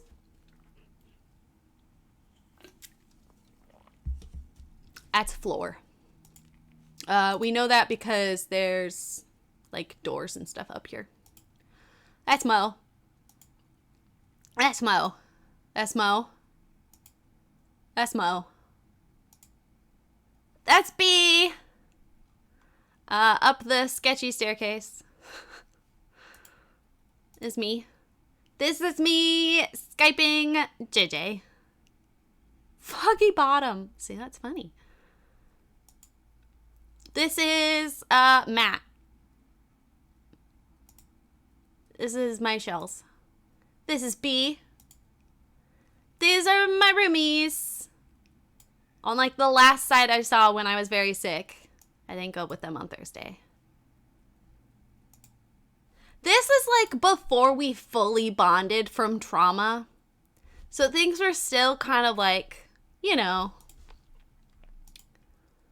I took this photo while I was with Lisana and Zil.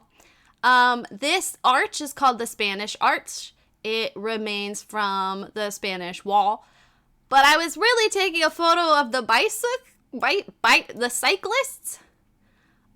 Because every single time my roommates saw the cyclists, they would call them slutty shorts.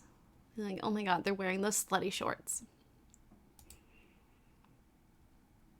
This is archaeology friend who from Seattle. I insisted on taking his photo. He had no photos. And then he was posing weird. So we were trying to make him laugh so it looked more natural. This is day 1, cleaning up all of the grass. Those are your green pants. There's Lisana's knees right there. Lisana knees. Anyway, this is them digging. It's me taking a break because Rayleigh's still sick. These are cows. Not our cows. These are cows on a different place. Fun fact, they're not actually cows. They're boy cattle with their balls cut off. So they're called like bullocks or something, but cows is just better. But even though they're like mellow, they could still get aggressive. So literally every time we had to like cross a pasture with like unfamiliar cows, we were all like, don't die, pretty much. I took this photo with Lisana. I don't know what it is.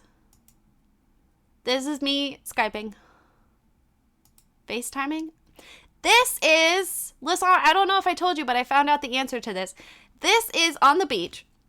This weird, creepy circle. I asked him about it. He immediately rolled his eyes and he was like, ugh, it's nothing interesting. It's just an art installation that they never took down.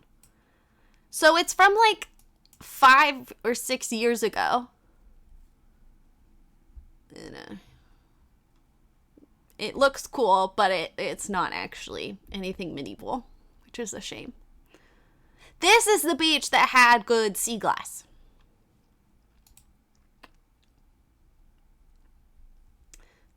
This is FaceTiming.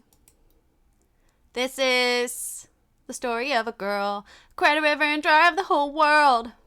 Steers. I like that. This is the diagram. This is us. We went to... Oh my god, I did not know her eyes were closed. This is the one I shared and posted online. That was not on purpose. We went to watch hurling, which is an Irish sport, I think. I don't know. We watched a local game. I was bored the whole time and cold. So the restaurant that I made Zil and Lisana go to, our table didn't have this. I don't think. But it's also where me and my roommates went for my birthday. And they have these tables with drawers. And in the drawers are little notes or postcards or cards that people have left behind. And I didn't keep this one, but I took a photo. September 16th, 2017. We are in love, heart, heart, heart, heart, heart. And I am a girl, and she is a girl. We came to have lunch here because we were hungry and we needed to eat. All humans need to eat, right? We are all the same in that way. Weird. We are happy here. I hope you are happy too.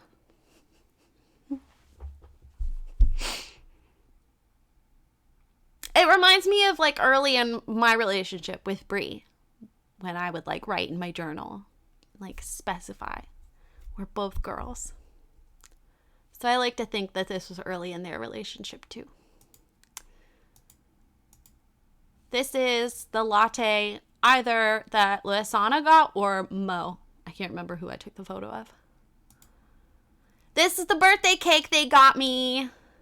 It was gross. Oh wait, no, this is one I bought myself.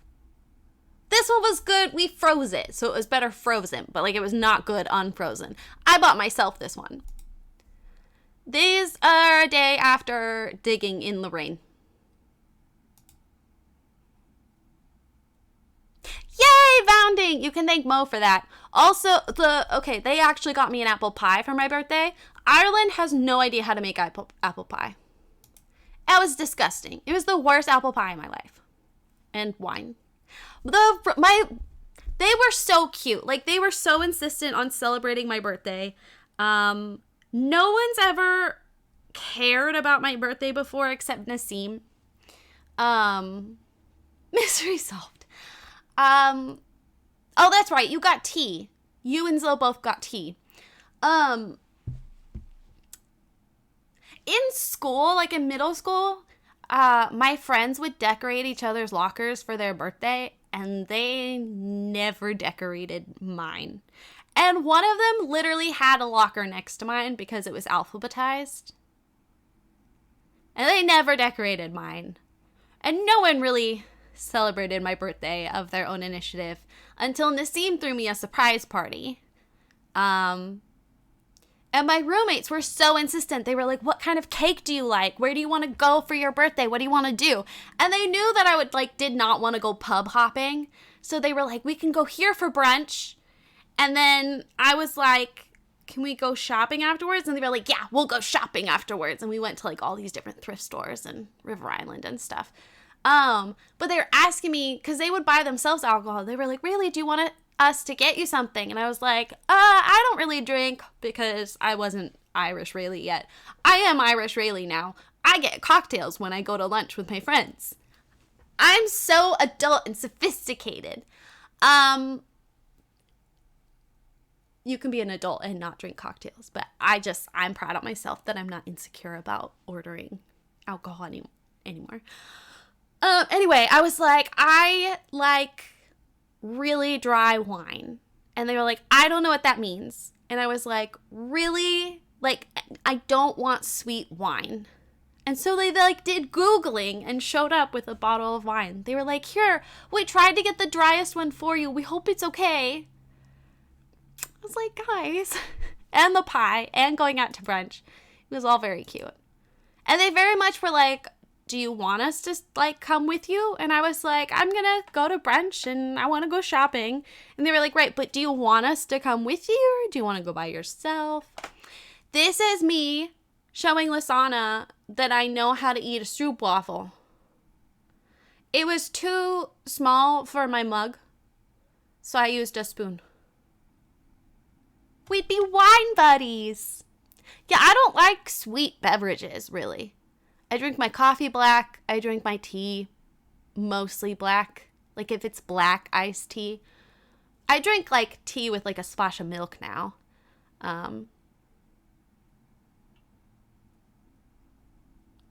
Yes, it's on a tea. It's on tea.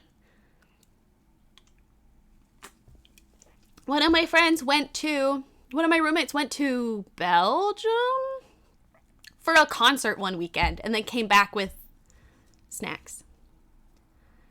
I still haven't let Brie open one of the packs that you gave me. I'm saving it for when it's cold.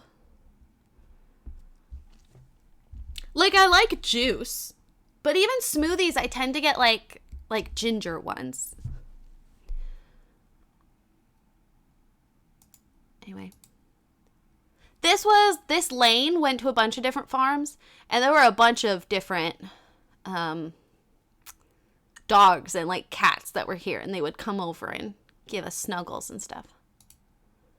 This is one of the bars we went to because my roommate had a crush on this guitarist, and he was performing.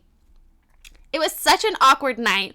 It was really the first time I actually like got involved going out with them, and I realized no one had been matching her energy when they were going out. And so she was always coming home kind of like, yeah, it was a fine night. It was whatever.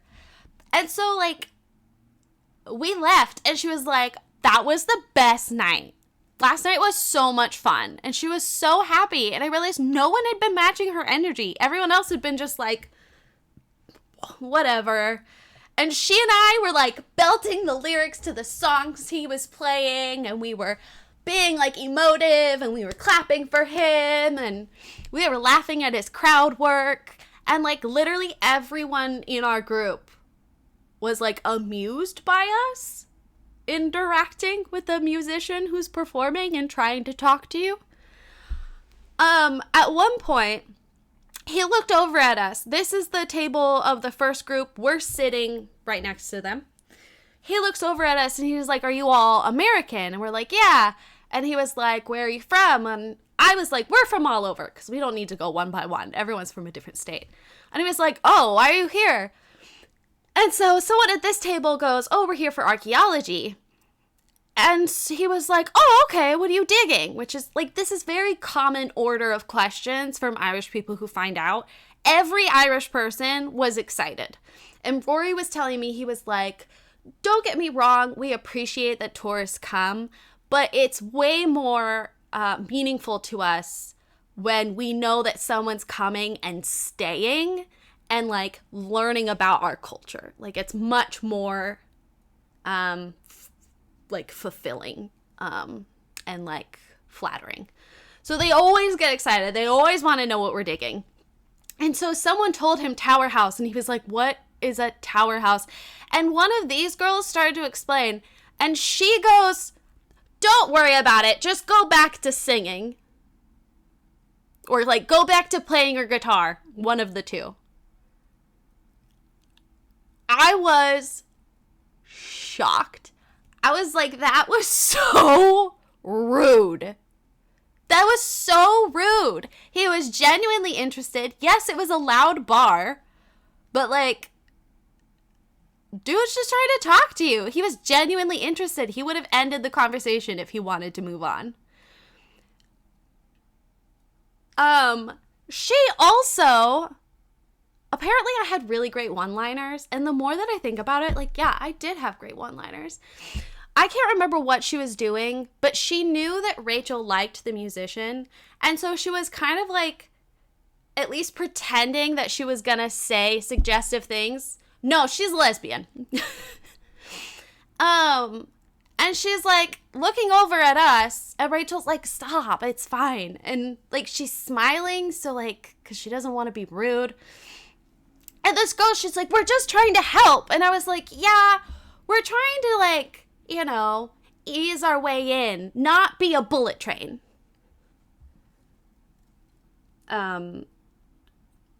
Or something smoother than that. I don't know. I was too drink Rayleigh. It was probably smoother than that. Who knows?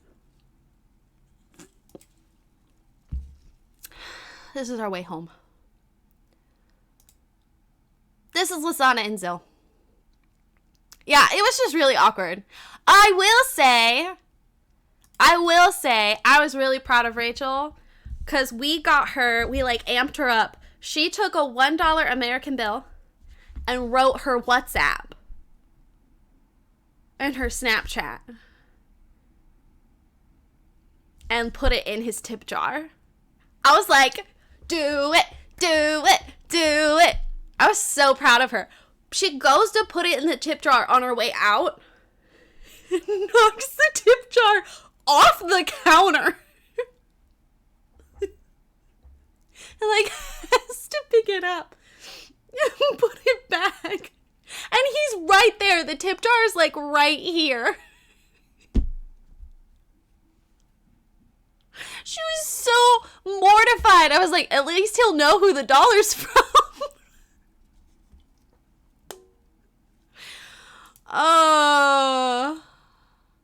This was at the end of the day. I think I went home right after this and shat my pants.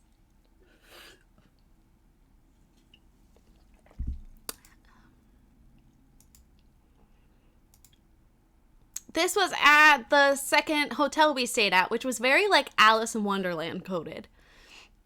I just loved this. I spoke too soon. This is the beach, not... No, this one was good. I think this one was good for... No, this one was not. That's the lighthouse that we're not allowed to go to. And no one would agree to trespass with me. This beach, not good for sea glass. Not good. I apparently was trying to take a selfie. Or someone take a photo of me. It's kind of a vibe, especially because it's like grainy. That's Mo. This is my COVID test.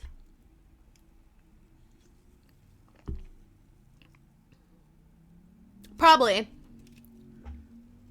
Well, at that point it was raining though.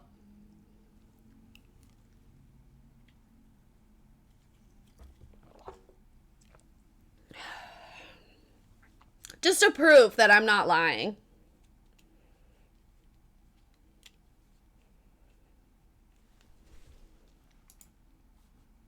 Brings out your eyes.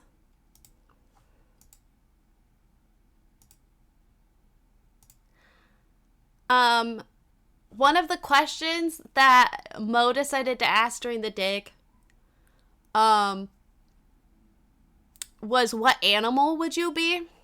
And some people would choosing the animal that they'd want to be, and I was like, no, what animal would you be? Not what animal you like, who would you be? And we decided Rory would be a heron. And this was street art I took a photo of. This was on our walk with Lizana. Brings out your eyes, the grainy one.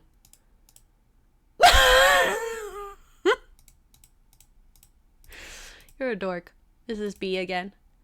This is a bird. I was eating along the river and he was definitely getting very close and he was huge. He was like this big.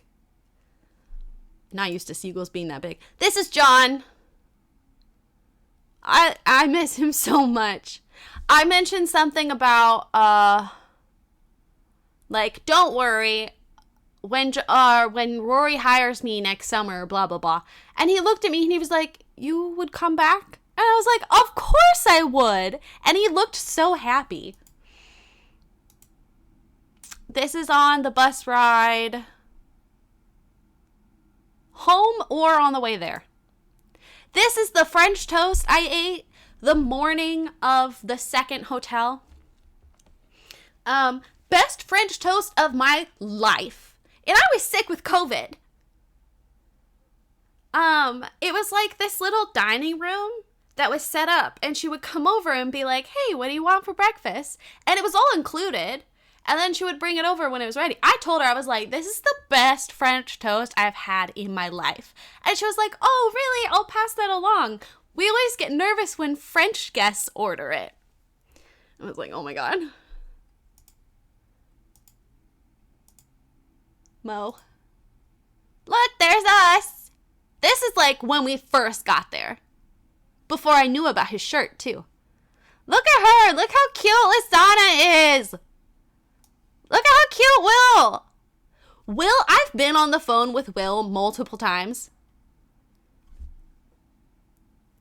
Somehow, he's even more British in person. Like, I've heard his voice before. But seeing and talking to him in person, we all have such nice teeth. Anyway, somehow he's so much more British. I don't know how or why it's possible, but it was wild. I was like, you're just so British. This is my birthday. Everyone got all dressed up. We went to brunch. Look how cute they all look. This photo turned out so nice. I only took one. That was so British. See, Lizana agrees. Like, he's so British somehow. This is the ceiling at the Skiff. I took a photo of the chandelier. This is us again. I want to talk to him just to see, but it's got to be in person. This is Mo and I on our last weekend because we were both kind of traumatized by one of our roommates who was seriously, like, not seriously, who was clearly getting, like, burnt out and sick of us and grumpy, and Mo was really anxious about it. So we spent our last weekend together, and we found this little sort of tucked away restaurant, pub, and it was like the perfect vibe, and we got like an Irish breakfast, and it was so good. It was so cute. We wanted to go there again, and I didn't have time, so I hope she got to go again. It was lovely. And then the next day, we went whiskey tasting, and we got drunk. These are all the whiskeys we were tasting. I think there were 7 total. I'll pop over, tell them to expect me to have a trowel ready. I'll be swimming the channel. It's the cheapest. After spending the day with Zill, my entire accent changed. That's so funny. I only ate chips and fish and chips. Literally, every restaurant, fish and chips. What the fuck is up with minty, mushy peas? Why on earth would I want cold, minty, mushed peas? I'm very open-minded when it comes to other countries and their food. I enjoyed most everything I ate in Ireland, except for mushed, cold, mushy peas. What is wrong with you? Mint doesn't go with peas, first of all. And mushy, that doesn't make sense. Oh my god. Anyway,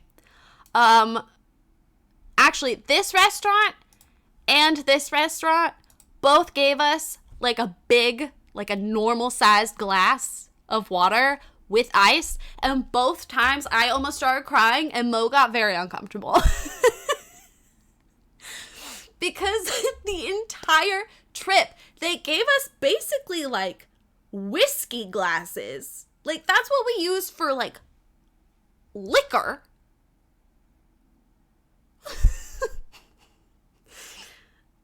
And then like a very small thingamabob to refill.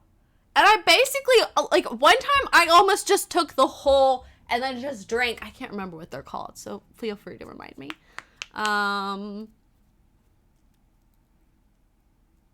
Yeah. That was like one of the only things that I missed America. But I also miss pre-salted fries. Salting your own fries isn't the same, okay?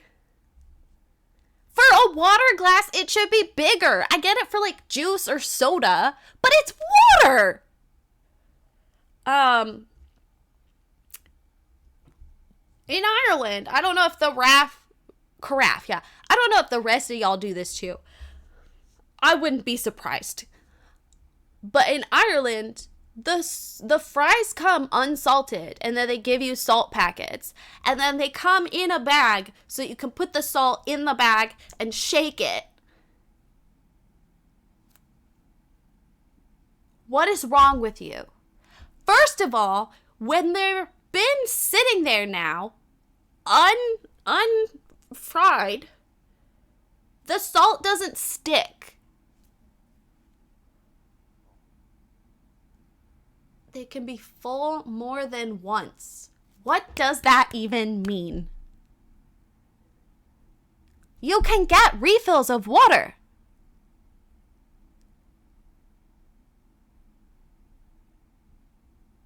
Especially if it comes with a carafe.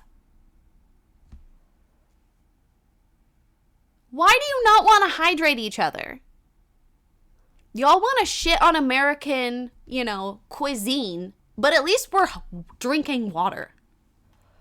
I know ice water isn't a thing. I was fine that the ice wasn't there, but I did, once I had it, I was like, oh wow, I missed this and I didn't even know. This is the skeff. I really liked it. I literally would fill it, drink it, normal drinking, and then have to fill it and then drink it. It's ridiculous. Again, the French toast. Best French toast of my life. Just many glasses. It's ridiculous. It's so inefficient. This is me at the airport. I was hungover because Friday night I met 6 Drink Rayleigh, who I'd never met before. Okay,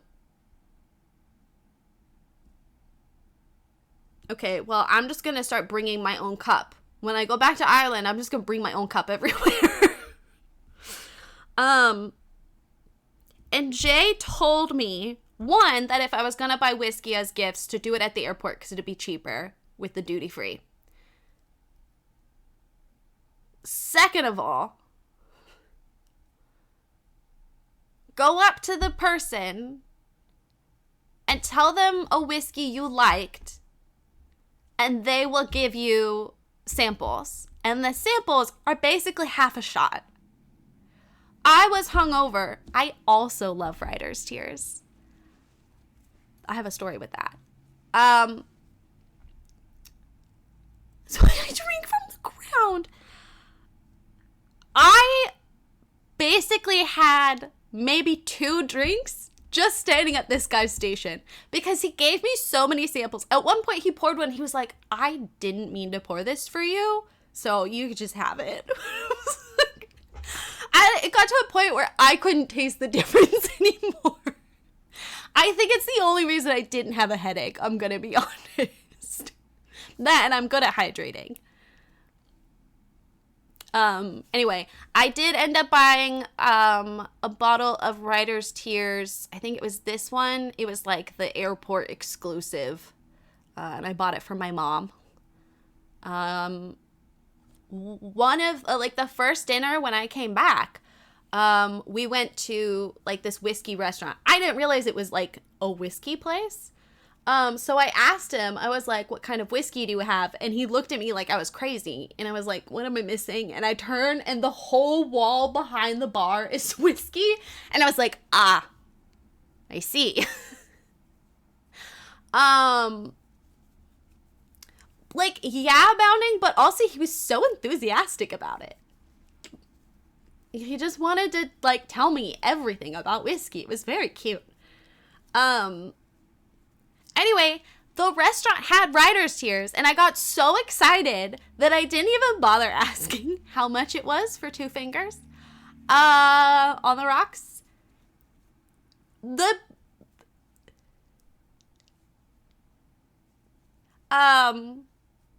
The bill came. It was $15.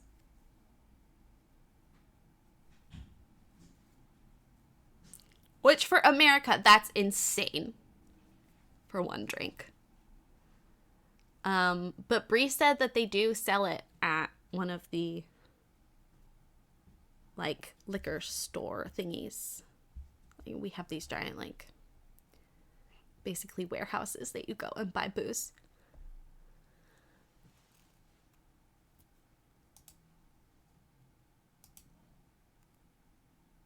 $15 for 1 drink.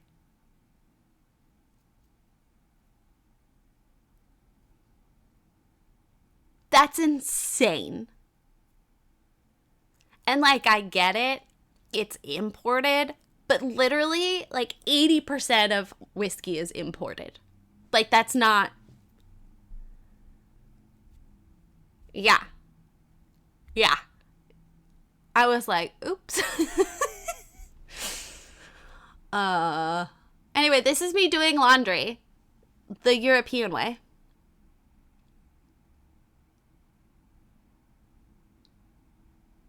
But I've never paid that much money for a drink. Maybe like 12 max. And this is America, right? So there's tip on top of that. This was the first day that we showed up at the site when the cows were over here. Yeah, it's what you did what to your laundry? I did it the European way. No dryer.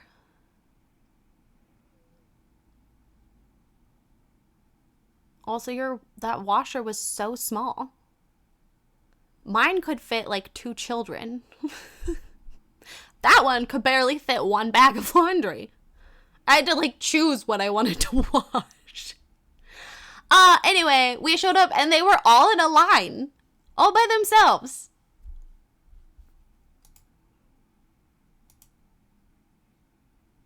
The skiff. The beach. The skiff. Or no, this is I don't know, a bar. I never liked that bar. Man, Lasana! Americans and their size issues.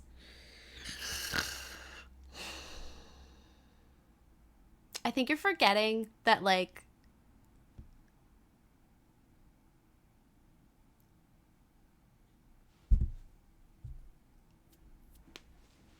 Lislana and I were, like, gonna walk to meet up with Zill because he had to go check into his, like, hotel or whatever. And so we took, like, this nice little boardwalk that I'd been wanting to take. And literally, like, 2 minutes in, it started pouring. And we were like, well, we've already started. I was wearing my Birkenstocks with socks on.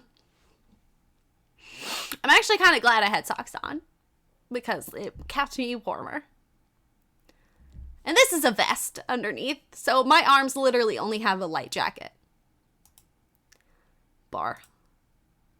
I took a photo of this because I thought their nachos were funny.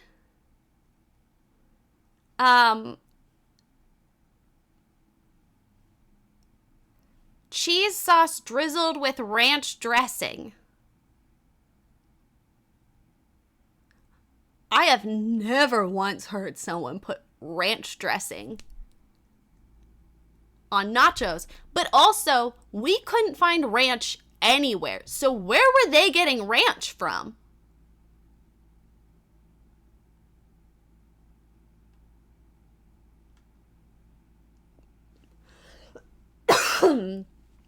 Because we literally looked at every grocery store we went to. We looked to see if they have ranch. Especially, like, in the American sections. Anyway, I thought that was hysterical. Notice, it's cheaper than my fucking whiskey was in America.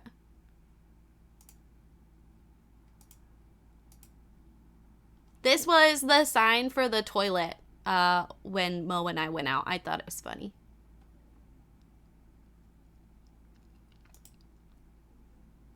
This is me taking a photo of the whiskeys. That's a beach.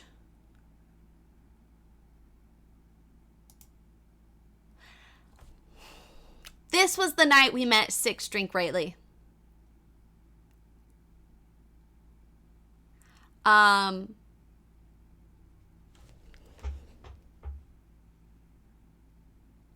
we showed up, this band started playing.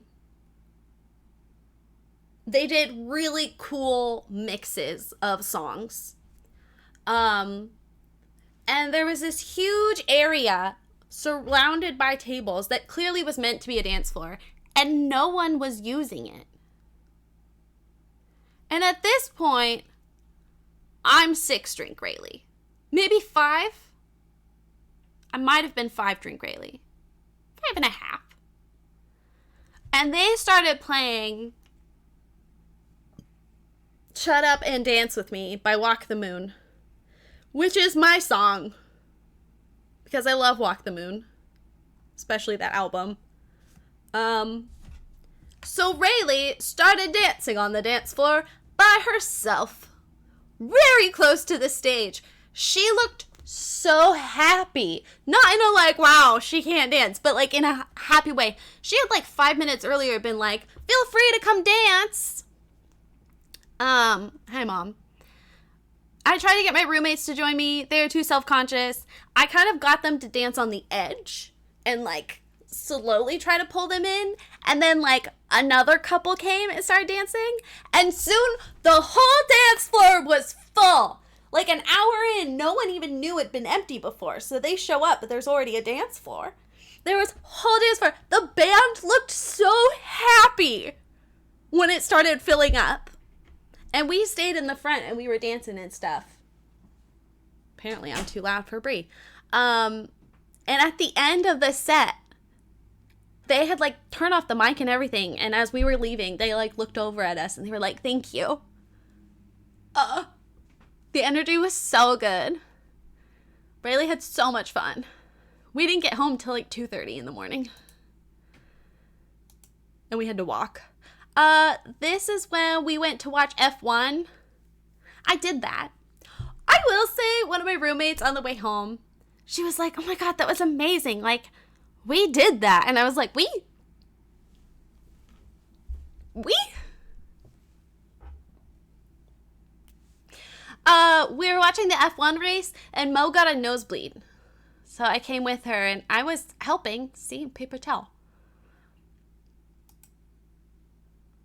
It's just a photo of a man on a horse. I saw this at the aquarium gift shop with Lasana. Yeah, I did that.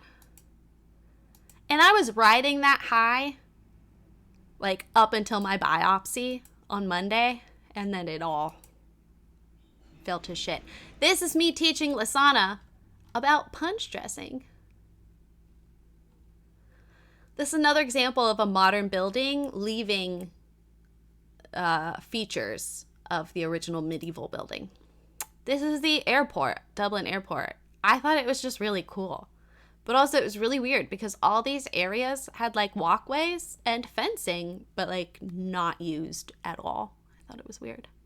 I had very weird burrito bowl here. I was low-key worried I was going to shit my pants, but this is a lemon meringue tart that I end up eating 3 of.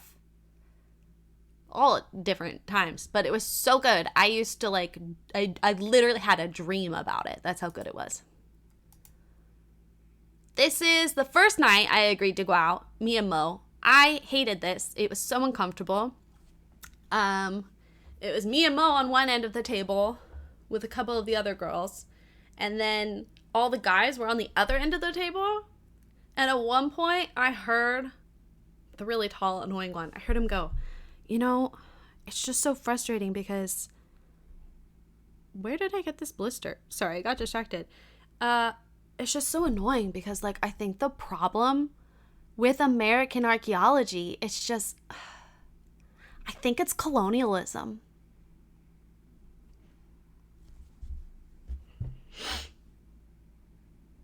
No. What? No. Really? Wow. Someone figured it out, you guys. Someone finally figured it out.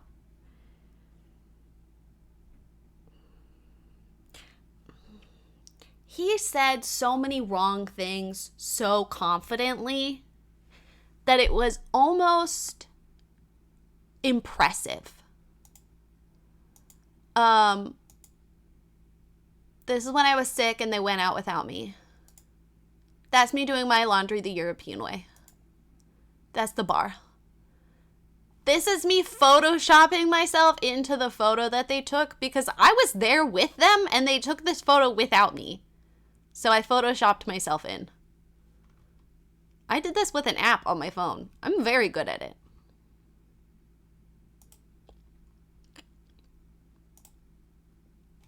This is me on Rachel on a castle.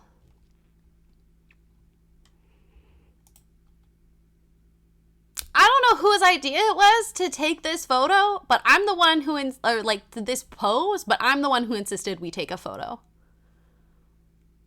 People have dryers in Europe. Yeah, but it was $4.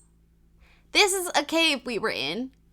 I'm not holding the camera. He's holding the camera. I'm holding mine as a flashlight because it was pitch black in here.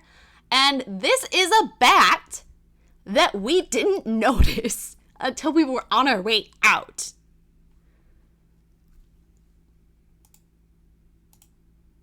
The Skeff. Me. Skeff. Mo. At the Skeff. Landing in Seattle. This is the night we went dancing. These are my roommates. They finally joined in. God, the way that this thing organized is so annoying. Selfie. I think this is the day I went out with Lisanna and Sil. This is us that same night that the girl was like, just go back to playing your guitar. This is on a rainy day and we were stuck in the box and it was hot and muggy and sweaty and disgusting. This is me. Lisanna took this photo. This is me. This is the beach. This was a day that I stayed home sick. And I probably should have stayed home. I felt very naughty. I felt like I was skipping class, even though I'm a grown adult who paid to be here. There was a bookstore that's like a warehouse, and it was only open on weekdays. So I was like, I don't feel good, but I want to go to the bookstore. It's such a big warehouse. It's like in the industrial district. It was quite the walk, but on the way back, I took this photo.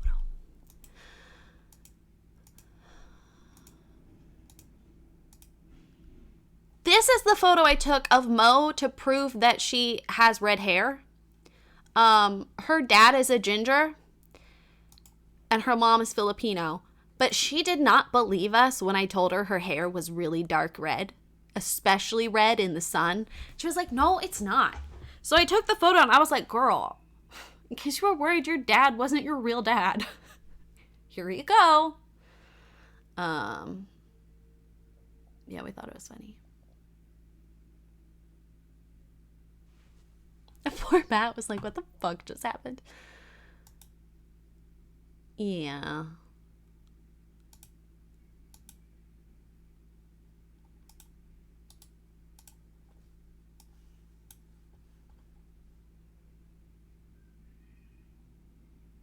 Okay, it's been nearly 4 hours. So I was gonna stream Fallout, but then we just chatted and talked about Ireland, and I'm not mad about that at all. Not even a little. But my throat is hurting.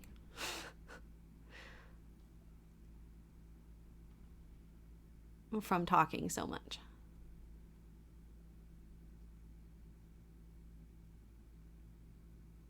So.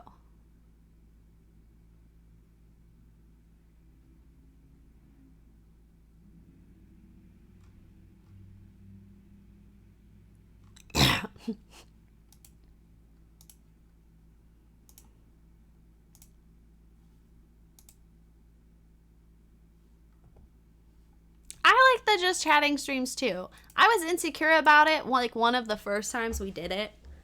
But they're fun. I think especially since we're a chatty community, there are some people who try to do just chatting streams and then it just turns into like a co-working stream because people don't talk as much. They don't hurt your hand as much and we still get to hang out.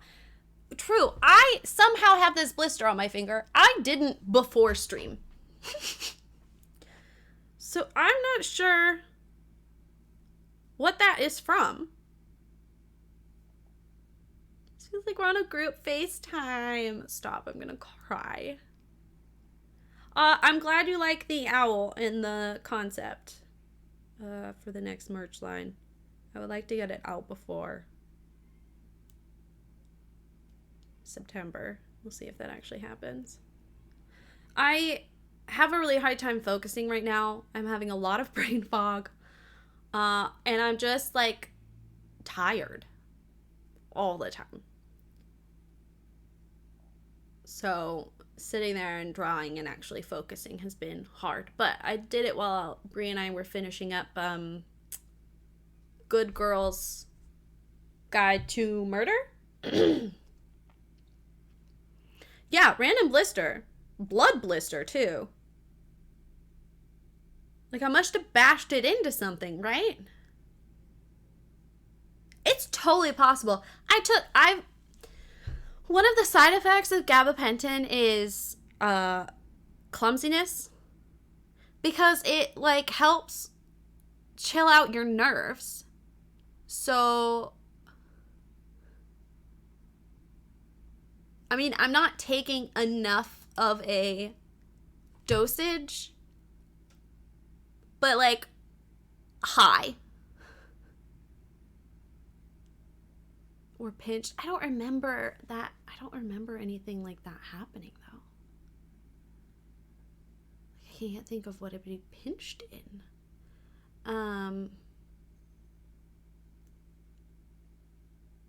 Like when Diamond was on it near the end of her days to help her with her seizures, she was just basically high all day long. And granted, she's a smaller body than I am. But anyway, so like my clumsiness has just been exaggerated. And at first I thought I was just imagining things. And then I straight up just fell all over the baby gate and my giant laundry cart just randomly. Literally, there was no reason to. There was a clear walkway in my closet. And I don't think I was looking at anything. I managed to catch myself fine. But like I straight up did a whole fall, like on the ground. I keep bumping my head into cabinet doors. I keep bumping my head on the fridge. It's been bad. It's not good. Yeah, I've always been clumsy. Coordination.x has stopped working. Yeah, I fell over trying to take a selfie today. It's on Instagram if you want to see the... I posted like the 4 photos that happened because I do the, what is it? The like live photo or whatever, so you can pick... Or what is it? The like photo burst thing. Yeah. Proprioception is a fickle beast. Stop using big words, Martine. My brain don't work. The amount of times I've said like weird phrases too, or like slurred or like switched letters. I'm glad you enjoyed it. Well, that's why I shared it. I find it better to laugh at ourselves. Also, I'm trying to be better about posting on Instagram because I've really enjoyed it. And it's nice to see my life in photos to remind myself that not everything sucks right now. Oh, I was doing this a lot, but not with this finger. Huh. I want to pop it. Should I pop it? Do I not pop it? Maybe I'll put a Band-Aid on to keep myself from messing with it. Because I'm a picker. I pick. Anyway, just in case I sat when I took a shower. I didn't want to risk it.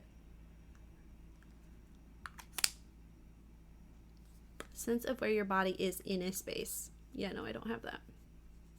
I have really good spatial awareness, but not of myself.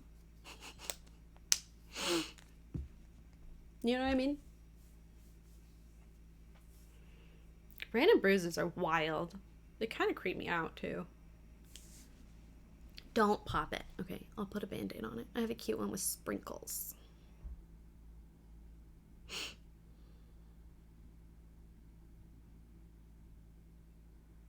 Very dark and very obvious. Okay, my throat's hurting. So as much as I would like to get sucked into another conversation,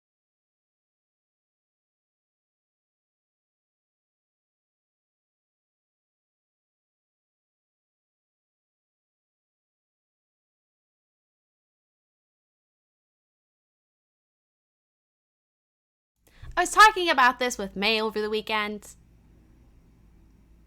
It is so validating to have people show up for you. But especially people you don't know.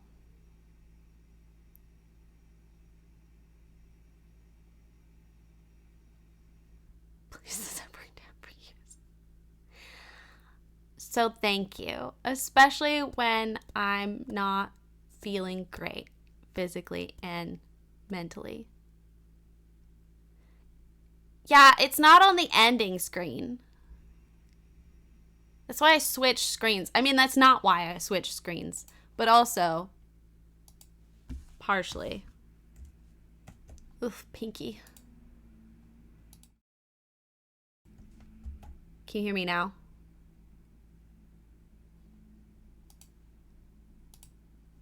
Wait, hold on.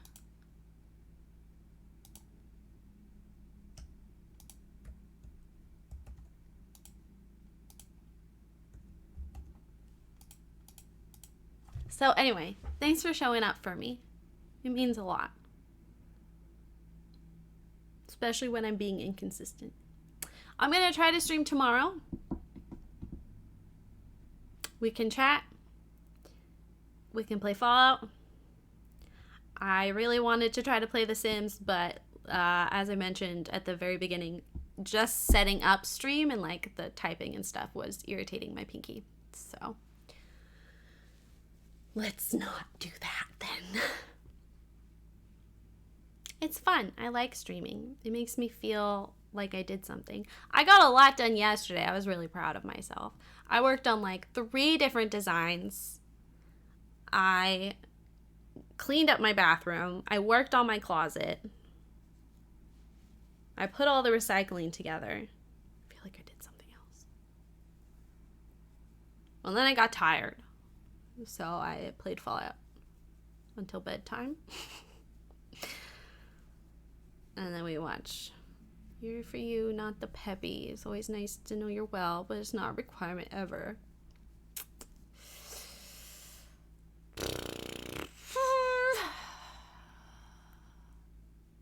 Compliments are good, but also make me cry. Thank you. I'm gonna let the ad run that wants to run, and then the stream will end. I'm not rating anyone today, so